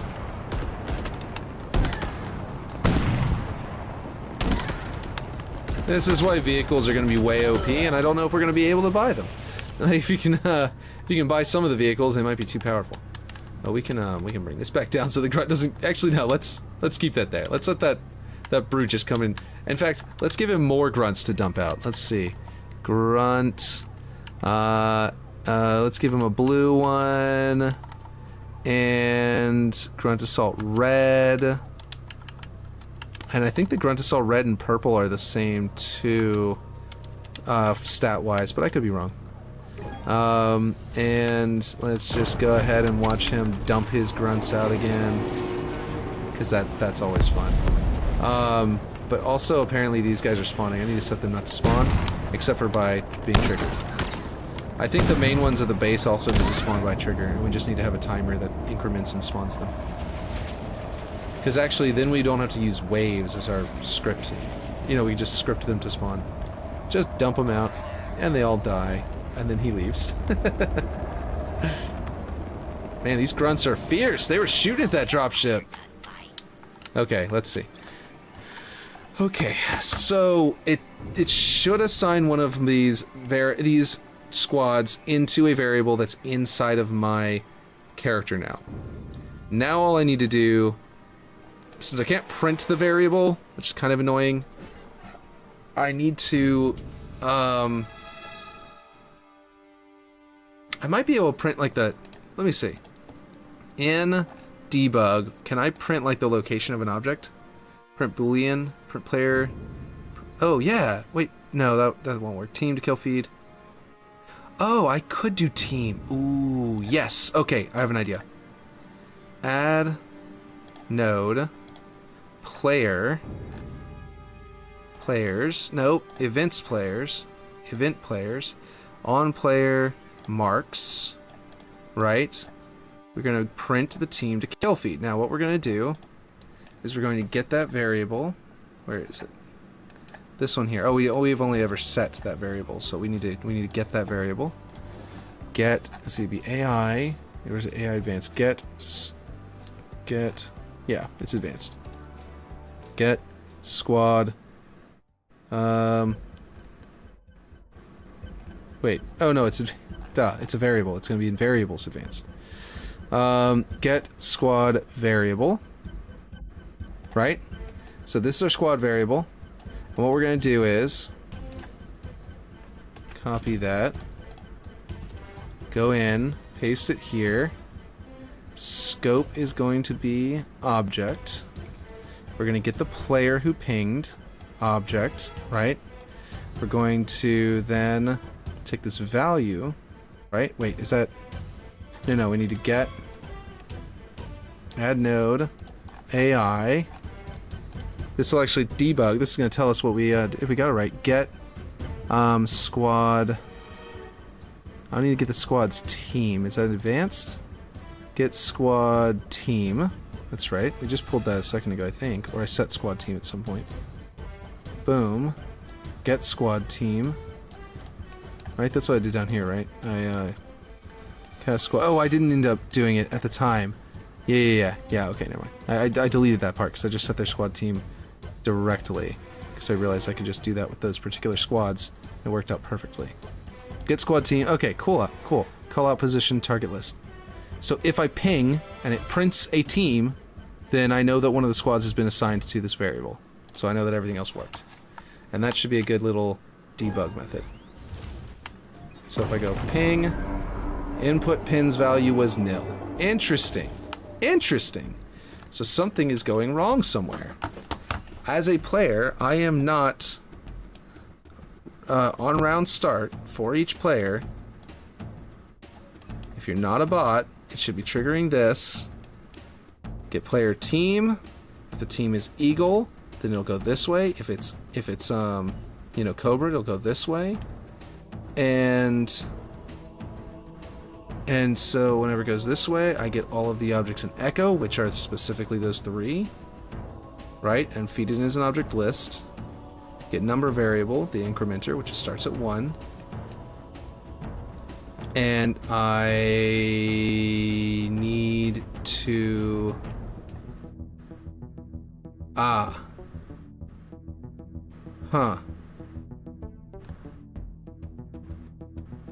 need to wait. Add node logic. I need to make sure that the asynchronous thing finishes before it does this next part. I think that might be what's going on, is that it's immediately incrementing. And I was number 1. I'm the only player in the map, so I'd be number 1. So then it's incrementing before it even manages. We'll go actually 0.2. Just 0.2 seconds should be long enough, I think. Let's see if this works. This is specifically only on the Eagle side. Okay, so... Nope, that didn't solve it. Let's try waiting for a solid second, just to be sure. But I don't think that's going to solve it. We're just going to try it. Oof. Lots of trial and error on this one. Hey! Wait, nope. It did the weapon I pinged. Never mind. Yeah, it's still inputting 0. Why is it doing that?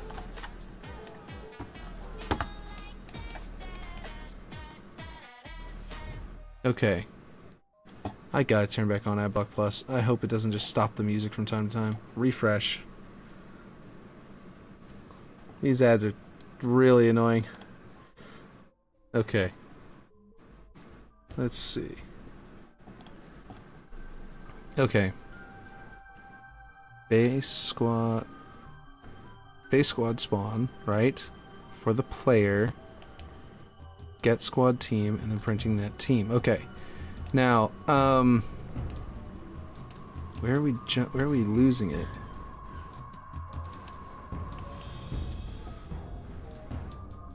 Indexes all start at 1, right? We don't have an index 0, right?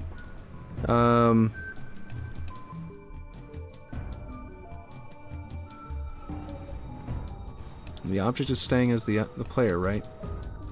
The current player is the object here. The object comes out and goes into the object here. Yeah, it's still the player, so it should still be me. And then set squad variable. What am I doing wrong here? I don't understand. I don't understand.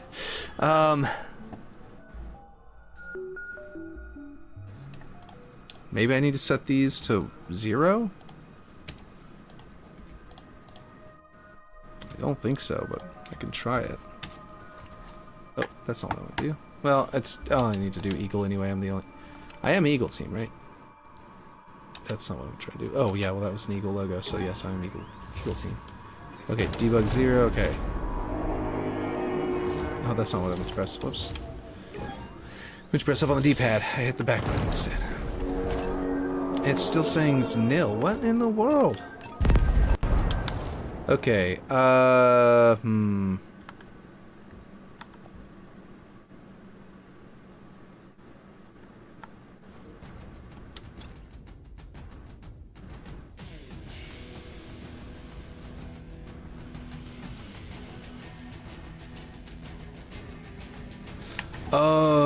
no.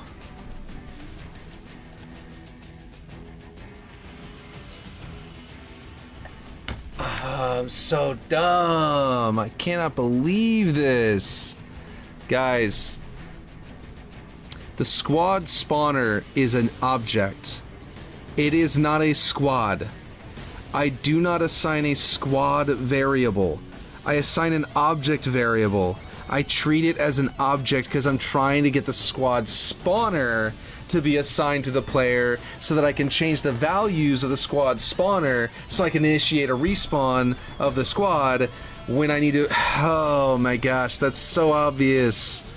Oh my gosh. Set object. I need to go down to variables, advanced. Oh my gosh, that was so dumb. This has been a whole bunch of time that's not entirely wasted. It's all gonna just plug in and replace with a squad. But, oh jeez. Oh jeez, Rick. That's just what it is. Okay, I'm not someone who can do that voice. Anyone who's here who hasn't like just checked out, that's what that's the problem I've been dealing with. Apparently, I needed get object at index was what I needed to do because I needed to get. Oh my gosh, this is so silly. Get object at index. It wasn't. I didn't need to get generic item at index. I need to get object at index because I needed to, because it needs to be the object, the spawner that I am collecting. I don't need to cast it to a squad. I can take the object straight in and put it as the value because it is an object. I can break this one, put it up here. I can take the object and plug it into the object, and I can change this value to object level. Oh geez, this is so simple. I have a bit of a sore throat, and that's what made it to where that Morty impression was so terrible a second ago, by the way. I'm not good at Morty, but that isn't the point. The point is that I also have a sore throat, and it made it worse. Let's see. Set object, down variables advanced, declare object variable. Let's see. I don't even know if anybody heard that. But totally, Morty. That was totally an attempt at a Morty. Let's see, initial object, scope, object, let's see, done. We don't need this. Gosh, I can't believe I did that. So squad variable is the actual squad of troops moving around.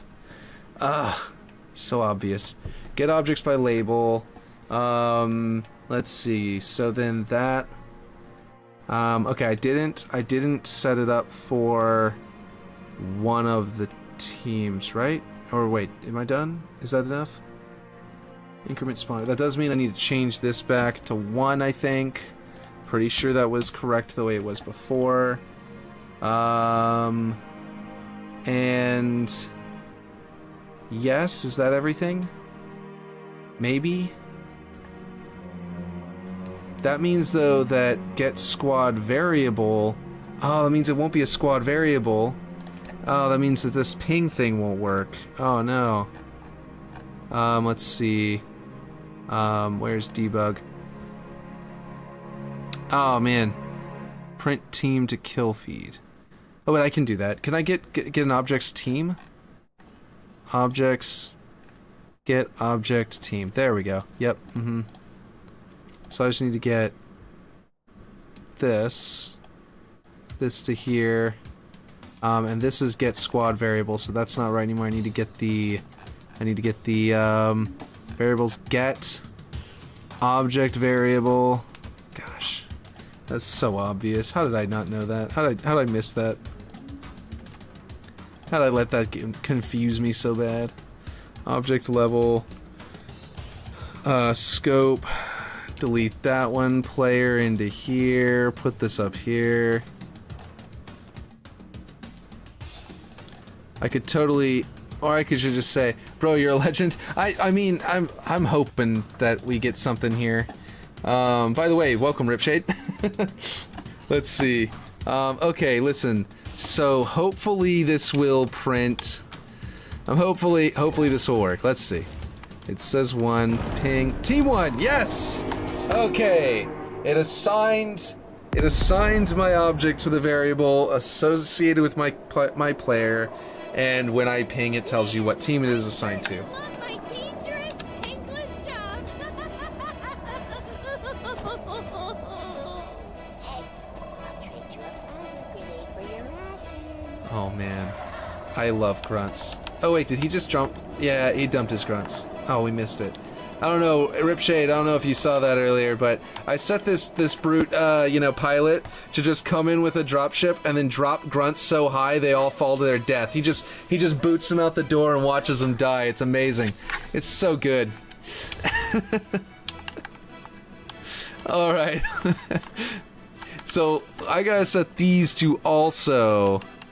let's see, trigger by script on, because they're also just dropping grunts up on this cliff, and they're not supposed to be. So there we go. I can also set them to I need to set these to none by default, and then assign them, because I don't want them to drop in and spawn anything until I have assigned what they are. Because these are for the ODST class. Oh, Ripshade, wait, Ripshade, did you hear the description of how this is going to work? Were you ever here for this? Because I would love to go over that again. Man, hearing the grunts, though, say they're funny nonsense. Let's see. I don't think so. Okay, so check this out. So, this is the MOBA we're working on. Me and Clint and PTSD Machine is potentially joining us. You can join us if you want as well, because we could definitely use like people to make the maps while we're scripting and stuff like that. It would make it go faster. But we basically are open to people joining if people want to. But okay, who is it? Hollywood, Forge, and you've been in the Discord, so you might have actually seen me talking about that before. But let's see. Hollywood Forge. Who else is it? All my things are... The names are all ... because of the thing. Z-Swell, yes. And Clan. Clan, yes. From back... Like, the famous Clan from before in my stream at Waterworks. Anyway, so basically we're all making this MOBA, right? You're gonna have 3 different spawners. Each player... It's gonna be 3v3 teams. Each player has their own squad that spawns. You can spend resources to upgrade your squad so that they become stronger. Because we don't have like a big old item inventory to like go back and like shop and buy stuff with. Like you can't carry around an inventory, and you can't equip new boots, for example. So we don't have the things that like League of Legends has, but we have our own things at our disposal. So you each get your own dedicated squad. You upgrade your squad by paying resources. Your squad upgrades along a track that is based on your class that you have. Your classes are basically your classes, if it'll select, your classes are, we've got these so far, these ideas so far. We haven't actually built them, but they're all pretty straightforward. They're gonna be pretty easy. The trooper, the commander, the sergeant, which I was actually thinking, what if we, flavor wise, let's rename the commander, because I like the idea of the chieftain, because you're gonna have the idea is that you can drop troops in via you know, what do you call it? The Phantom. Via Phantom. So, if you can drop in via Phantom, then I don't think that's called a commander anymore. Why didn't that actually change? Oh, it was that bug, wasn't it? Did I spell chieftain, by the way, correctly? I think that's correctly, right? Or did I put the I and the E in the wrong spot at the beginning there? I don't remember. Anyway, why is it not changing? That is really weird. It won't let me change it. Okay, anyway, so the point of these is, okay, here's the classes. The trooper has the ability, they have a custom equipment they're given. When they use the custom equipment, they boom, push it into their chest, and a countdown timer starts about 3 seconds. If they do nothing else, or if they just fight and play the game like normal, then it will assign the name call-out location they're currently standing in to their drop zone. The trooper, the orbital drop shot trooper, can now respawn at that location. It will drop in a drop pod and put a spawn location there. Now, it might actually be something where we have to let them respawn somewhere else and teleport them to there, and that might be what we do. But instead of back at your base, you would respawn there, and that'd be really dope, because then you could flank enemies and do all sorts of stuff. But anyway, the point is, as you level up, eventually, not just you will spawn there, but your whole squad will start dropping in there via the drop pods from the banished drop pods. So like all 3 of your troops, and then whenever your Spartan bot AI, each squad has 3 AI, like campaign AI troops, and 1 Spartan bot. That's how your squad, your 4 people, right? It's kind of like Roman numerals, I guess, because it's 3 and 1, you know? Basically, it's like a little, almost like the V and the 1 for 4. Anyway, the point is that so you can drop in at that location. The commander can set a location on the map. Same thing. They use their ability. And oh, right, I didn't say. Right, they use the ability, the 3-second countdown timer. If they do nothing, it'll set your current location as your drop pod zone, right? If you ping somewhere on the map during those 3 seconds, then where you ping becomes your drop zone. So you could go boom and then ping all the way across the map to another area, and then when you die, your enemy wouldn't even know any better, but you would be respawning or behind them now, because they're looking where you just died, or they might be looking that direction, and now you're flanking them. So you've got this kind of cool ability there. Commander, it's going to have the ability, you use it, and if you don't do anything else, you know, that's the idiot-proof method, by the way. That's the reason there's a countdown timer. Because we can always just set it as just the ping, right? We could even give you a different ability where you have a custom equipment and a ping ability, and they're separate. But the reason I'm doing it that we're doing it this way is that people who have never played the game mode before can activate their custom equipment, use it, and then get the effect without knowing there's an additional bonus, better version where they can ping. You see what I mean? During the countdown timer, you can ping and it's even better. That's a bit of a learning curve, but at least the first few times you're playing the game, before you even realize it's a thing, you can learn to use the effect with just where you're standing. Anyway, the point is, when the commander does it and doesn't do anything, it sets their current location to, it pops a little smoke, and a phantom will come in and drop their troops there whenever they respawn next, right?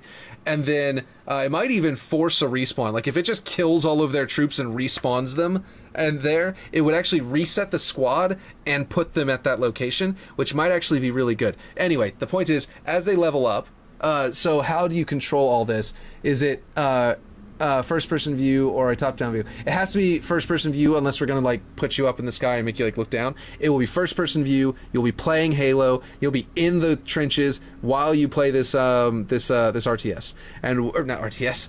That would be top-down view. While you're playing this MOBA, but it's gonna be a first-person MOBA, which will be I think there are first-person MOBAs that exist, but they're really small name MOBAs so far.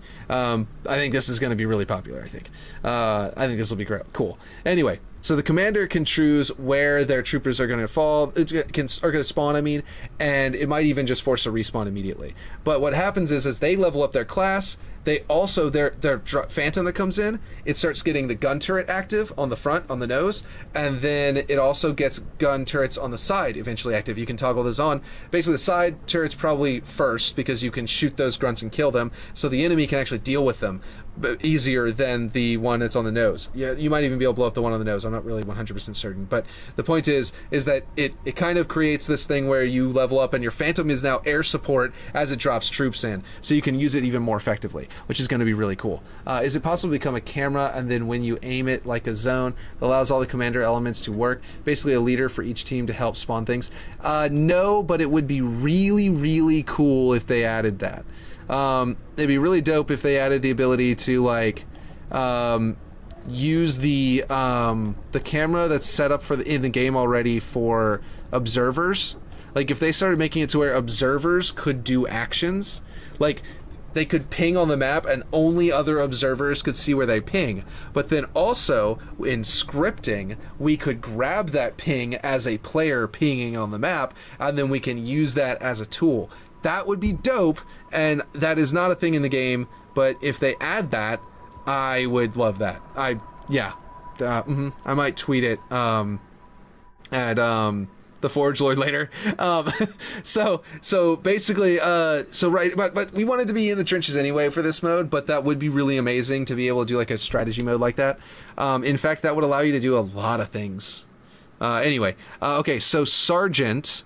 Right, so the Sergeant effect is your Sergeant Johnson, right? And what that means though is that you are directly commanding your squad now. They're not just running along the track toward the enemy, towers and suicide running at them basically until you destroy that tower.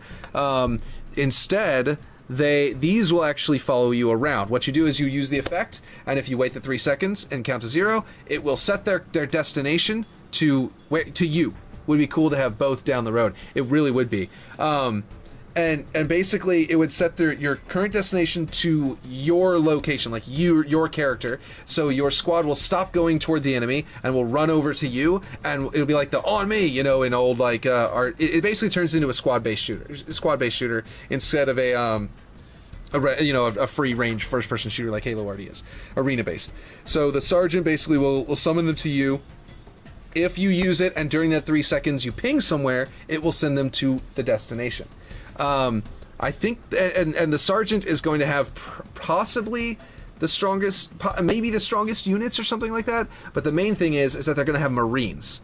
You can't drop Marines from drop pods, so the Trooper can't have Marines ever in their upgrade tree of their units, and you can't spawn Marines from the Phantom, so the Commander can't either. But the Sergeant can, and the other classes down here can, the Rogue, Knight, and Berserker. We also have one more custom equipment we haven't assigned anything to yet. Would be cool to have both down the road. Oh yeah, sorry, I thought that was a new message. So that's basically the Sergeant, and so these are going to be like the 3 like special classes, like really like these are the mages, they're like utility classes that can do really interesting things. These are the just straight up fighters, right? What's a MOBA? A MOBA is like League of Legends or Dota or what's there some others? Hero Wars is one that we're taking inspiration for, which was one of the original Warcraft 3 maps that predates Dota, if I'm not mistaken, which was the original MOBA. The original, I forget what MOBA means, but yeah. So basically, in Warcraft 3 World Editor, or like Map Editor, someone created the idea of the MOBA from Warcraft 3, right? And it's almost exactly like League of Legends or the Dota 2 game that's out. And it was called Dota. And it was the team who later went on to make League of Legends. But it was the person who created the map initially and held the rights to the Defense of the Ancients name and all the lore they had come up with it and had the website, left the team and made Dota 2 the actual like standalone game, while the main team left making Warcraft 3 maps and made League of Legends. So in effect, the actual team that made Dota originally made League of Legends, and just the guy who had the name of it went off and made Dota. So Dota is less a sequel to the original Warcraft 3 map than League of Legends is, because League of Legends is the same team directly making the next one. Anyway, I just thought that was interesting. But it's also was made by there's another competing one at the time, a MOBA at the time, that was a one-lane MOBA called Hero Wars. And that's we're taking a lot of inspiration from that, like the fact that you can upgrade. Each player has their own squad of units that spawn, and you can upgrade them by paying a price. And you can summon hero units. In this case, they're going to be hunters. And you can go out to another building and summon mercenaries. In this case, they're going to be jackals. And basically, and that'll be like halfway through the map, so you can like reinforce your troops like halfway through the map or closer to the enemy base really fast by going and buying jackals. And it'll be 2 jackals or 2 hunters. You can only buy like 1 pair at a time. But anyway, because of our limit in how many AIs you can have, I'm about to read all that stuff you're saying, by the way, Ripshade. I'm not just ignoring you. So basically, Hero Wars did that, where you could upgrade your own units and buy special hero units to sort of push through so that you could reinforce your own line. And the reason they did that was because with only 1 lane, you have to make that 1 lane more interesting. So they upped so instead of being divided among 3 lanes with your heroes and your mobs are just endlessly running down these lanes and killing each other, we have a limited number of AI, so we can't just do 3 lanes. So we had to do like 1 or 2 lanes. We found out with the math we can really only do 1 lane and 3v3. And this is going to be, the math is coming out perfectly as is. Okay, so okay, Ripshade, you said, can you have certain characters allow for different drops of enemy spawns? Like if you sacrifice an enemy type, a emergence hole would spawn that would allow AI to come out of it, as an example. Ooh, so like sacrifice an enemy type. So like if you kill someone, could they become like a teleporter for your units to go straight to that spot? Is that what you mean? Can character upgrades based on skill like absorb death items that would make them bigger and stronger, like phases to enemy levels? We could we now have 5,000 nodes. Remember how it was like 500 or something like that? Or how much is it now? I think it's 5,000. We now have like 5,000 nodes. It used to be, it's 400. We used to be capped at 400 of these nodes for a map. And we used to be capped at 2 megabits, or megabytes, I mean, not megabits. I've been having internet trouble, so I was used to saying megabits for a while there. You used to have 2 megabytes for the file size of the map. Now it's 10. We used to have 400 nodes. Now it's, 5,000. So, yeah, it's a lot now. So we can maybe do it to where when you kill a player, we could test what class they were, and if we can test what class they were, we could give you like a temporary or permanent buff to your character based on what class of character you just killed, which would be kind of interesting. It might also be interesting if like if you get a temporary buff for slaying an enemy player as opposed to slaying a character, right? But if not that, we could just do something like when you kill a player, like one of these classes could theoretically like regain health whenever they kill an enemy player as one of their level up abilities. I wanted an activated ability, right? The equipment, and then I wanted a passive ability. And that is actually a really good idea for a passive ability for one of these, is you absorb enemy, like whenever you kill a player, and maybe whenever you kill an AI, you gain a little bit of your energy shield back. Whenever you kill a player, you gain like 50% of your energy shields back. And that would be amazing for the Berserker. The Berserker is the hammer-wielding player, right? And they slowly get... Eventually, they have their ability that they have, their equipment, is overshields. They have overshields. They have unlimited overshields. It replenishes on a timer. As they level up, it starts replenishing faster. And that actually will replenish their shields to full anyway, so having them have like vampire shields wouldn't actually make too much sense, would it? Because they'll be able to just activate overshields, replenish to full, and effectively heal themselves. That would kind of stack, wouldn't it? So maybe we'd have that on something else. Maybe the Knight would have that, actually, because the Knight has Translocator. What about the enemy sizes? Can you have bosses that are bigger sizes than normal, faster, bigger, stronger with health bars? Yes. there are several boss units in the game, and I can show you. So the rogue obviously is invisibility, is camo. The knight is obviously quantum translocator. I just said that. The berserker is overshields. I wasn't really doing any of the basic equipment, but each player, like I was saying, has 3 campaign AI and 1 bot, right, on their squad. As you level up, your bot will get better too, and eventually they're going to be given things like, probably the trooper's bot is going to get like a threat sensor, but like the commander's bot, he gets like a drop shield or something like that. The sergeant's bot might get like a let's see, they're following you around. Repulsor might be good because he could launch enemies away from the squad if they come into melee the squad, because the squad is following you around and your bot would be following you around, so he'd be able to give you a personal defense there. That would make sense. And then the knight and the rogue and the berserker, their secondary would probably get something involving like it may even eventually get their ability, like overshields or like invisibility.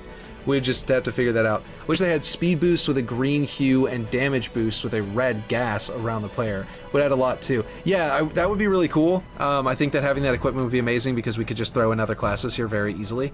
Like a sniper with damage boost that doesn't start off with a sniper rifle. They start off with like a DMR, right? They're a designated marksman.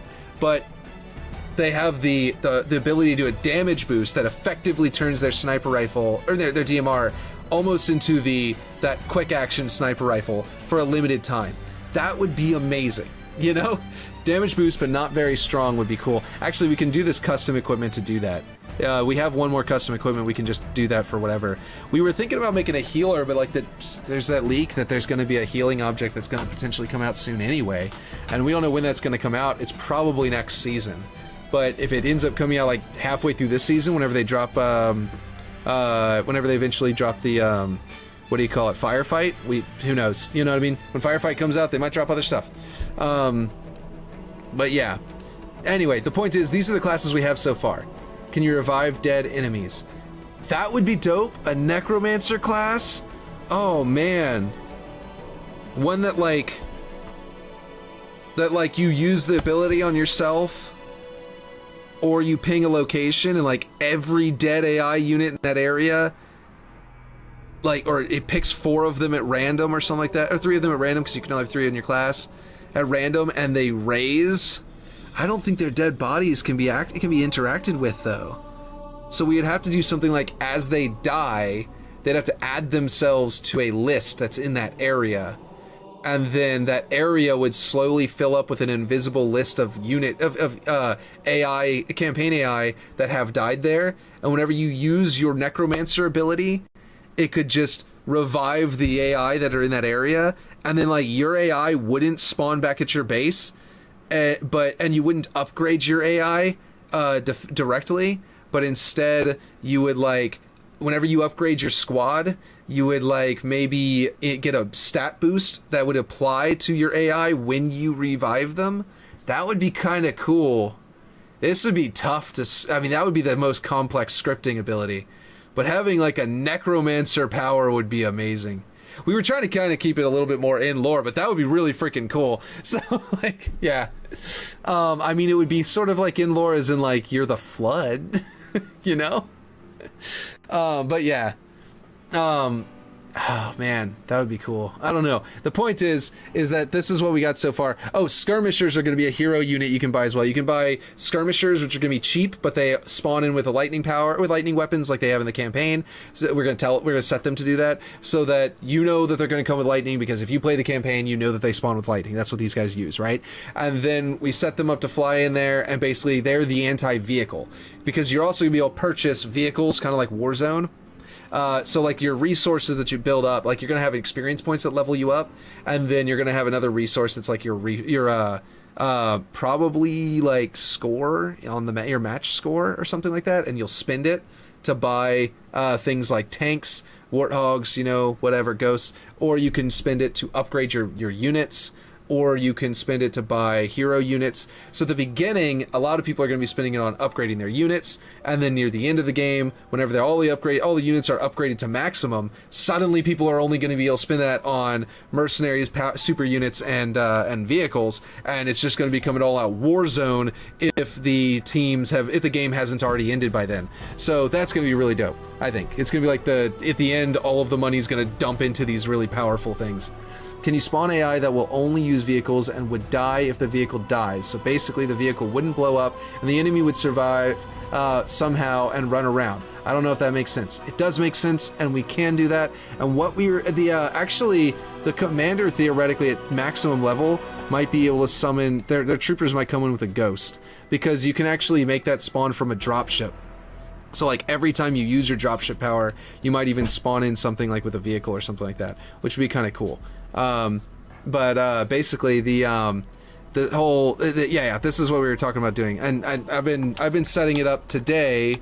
I set it up to where these are all on the correct team. Eagle, you can hold down back button, they're all my team, but also if I hit ping up, it'll show that one of these is the actual troop is assigned to me in a variable that I can then, refer to it and upgrade it and do that kind of thing. One of the spawners here that spawns these troops is going to be able to be overridden. I'm going to grab one of these. Like if I'm level 1 Berserker, right? This is the Berserker line. If I'm level 1 Berserker, then when I get to level 1, it's going to override the settings of that spawner down there with this spawner's settings. It's going to take these and use this as a template and apply it down there, which is Grunt, Brute, Berserker, right? And then here it'll be Brute Minor, Brute Berserker, right? And then Brute Minor, Brute Berserker with, I think, the Chosen, yes, the more powerful Brute Berserker with the extra powerful energy shields. And then this one the Brute Chieftain replaces, with the hammer, replaces the Brute Minor. I think it's the one with the hammer. Anyway, so basically that's just like a thrown together, like that's not balanced yet necessarily. That's just like what I was thinking. Do flashlights work? Lamau, they do not. I mean, you can put a light on you and make it move around with you. Oh, this is another thing that's really cool. This kind of was an accident, but they added this to the game by mistake in this season. There's a new fence called Chain Link Fence Non-Telescoping. So the telescoping objects, if you remember, are the ones that like these sides stay the same scale, and this piece is the only thing that stretches, and so it ends up getting like a really wide fence without ruining its proportions, right? Well, they made one that doesn't do the telescoping. It just scales like a normal object and warps and stuff like that on the edges. But the purpose of that is so you can make thinner ones because there's a minimum size for the telescoping one. Anyway, the cool thing about this one is that you can change the texture of the fence itself off of being it's normally cyclone fence, right? But you can change it. You can change it to other things. Right here, I have it set to the grime layer, the generic grime layer, which makes it look like, because it has the alpha layer, the alpha value turned on. It means the invisible part of that is actually invisible. So then the grime is just free floating in the air, which means you can then turn it to look like white and look like snow and put it on a window, and on the inside it'll look like there's grime on the outside of the window, and on the outside it'll look like there's grime on the outside of the window. And then over here we got muddy windows that are the exact same thing, and it's all really cool art that we weren't able to do before. Anyway, can you script the grunts with the launchers to launch other things other than plasmas and brutes? I forget what they launch. Yes, I can do that. I think that you can, I'm pretty sure you can grab their weapon, get their weapon, and then modify it the same way you would modify a player's weapon. Let's see, watch this brute. Watch this guy. He's coming in. He's loaded up with a squad of grunts. Just gonna come right over here. And he's not gonna go that low. He doesn't really feel like going that low. He's just gonna open the doors and then go ahead and kick them right out right here. And poor grunts. Anyway, the point is, I think I've got to get off now for the day. But yeah, so we've got all these towers set up. These are not their final locations. I was just sort of like eyeballing it and like kind of placing them places. The idea is that there's that you have to take out the enemy base, but also the towers are not going to be something you destroy by attacking. Each one of them is going to have a shade turret on top that a Spartan bot is going to be put into, to be a constant bot just going and he won't be able to get out, right? Suicide grunts, yes, exactly. He just kicked him out the door, really. So the shades are going to be like the defense for the tower, right? But you can blow them up, and then you can get in close, and then it's just about squads trying to defend it. Once you get in close, these towers are just a placeholder. There's going to be a way inside of the towers we actually have, and you're going to activate a thing. Hollywood Forges has already scripted it. He made it to where you can walk up to basically the terminal in the middle of the thing, or the power supply or something of the tower.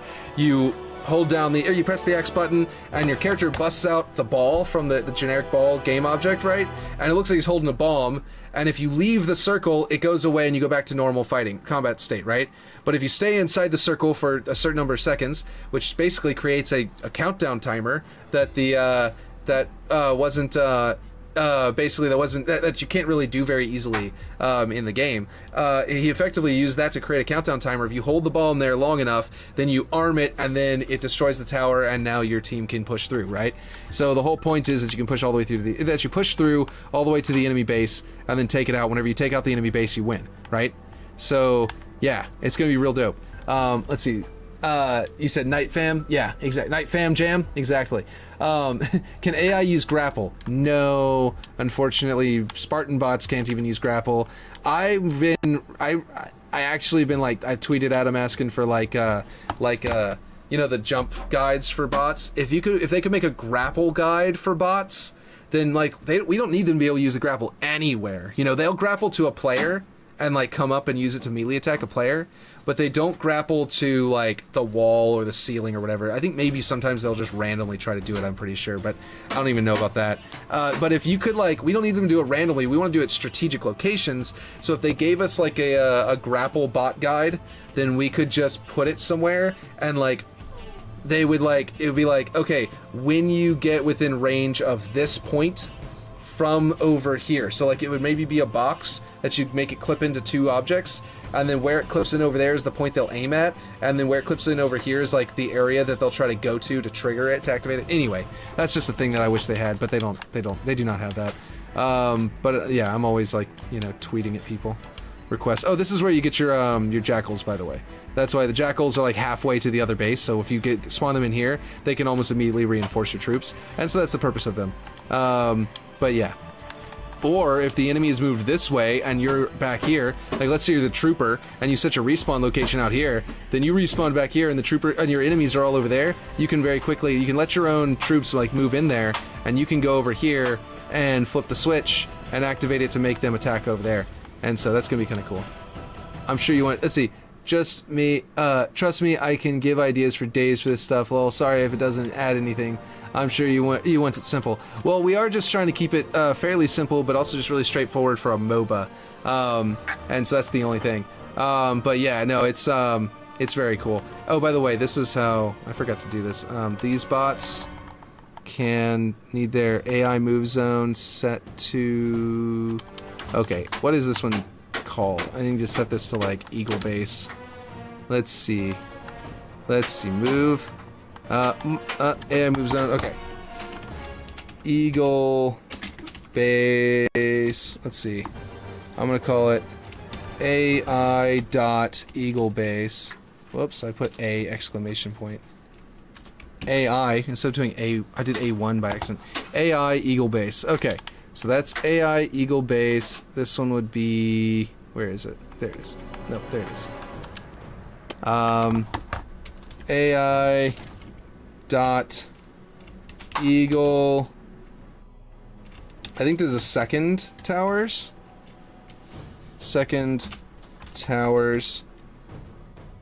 Or output towers 1.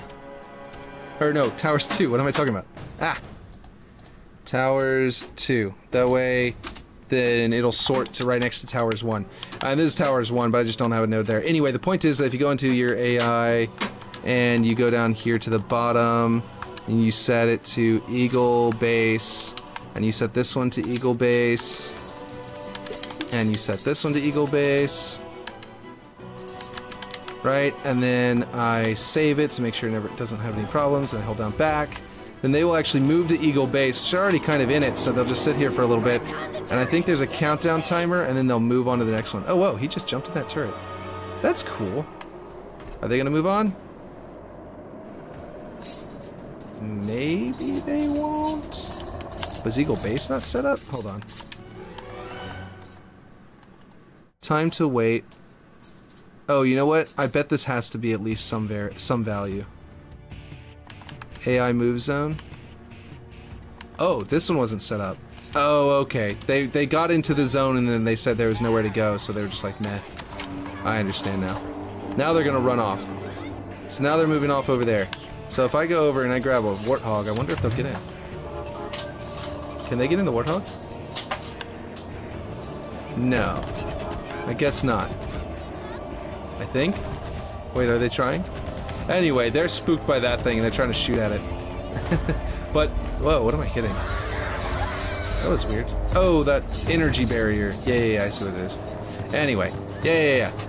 I don't know why I put let's see, are they suicide? Are suicide grunts a thing? Yes! They can go into suicide state and charge at people. They actually did that to me earlier. But yeah. Let's see. I'm sure, is he shaking my head? I don't know why I put you shaking my head. Yeah, exactly.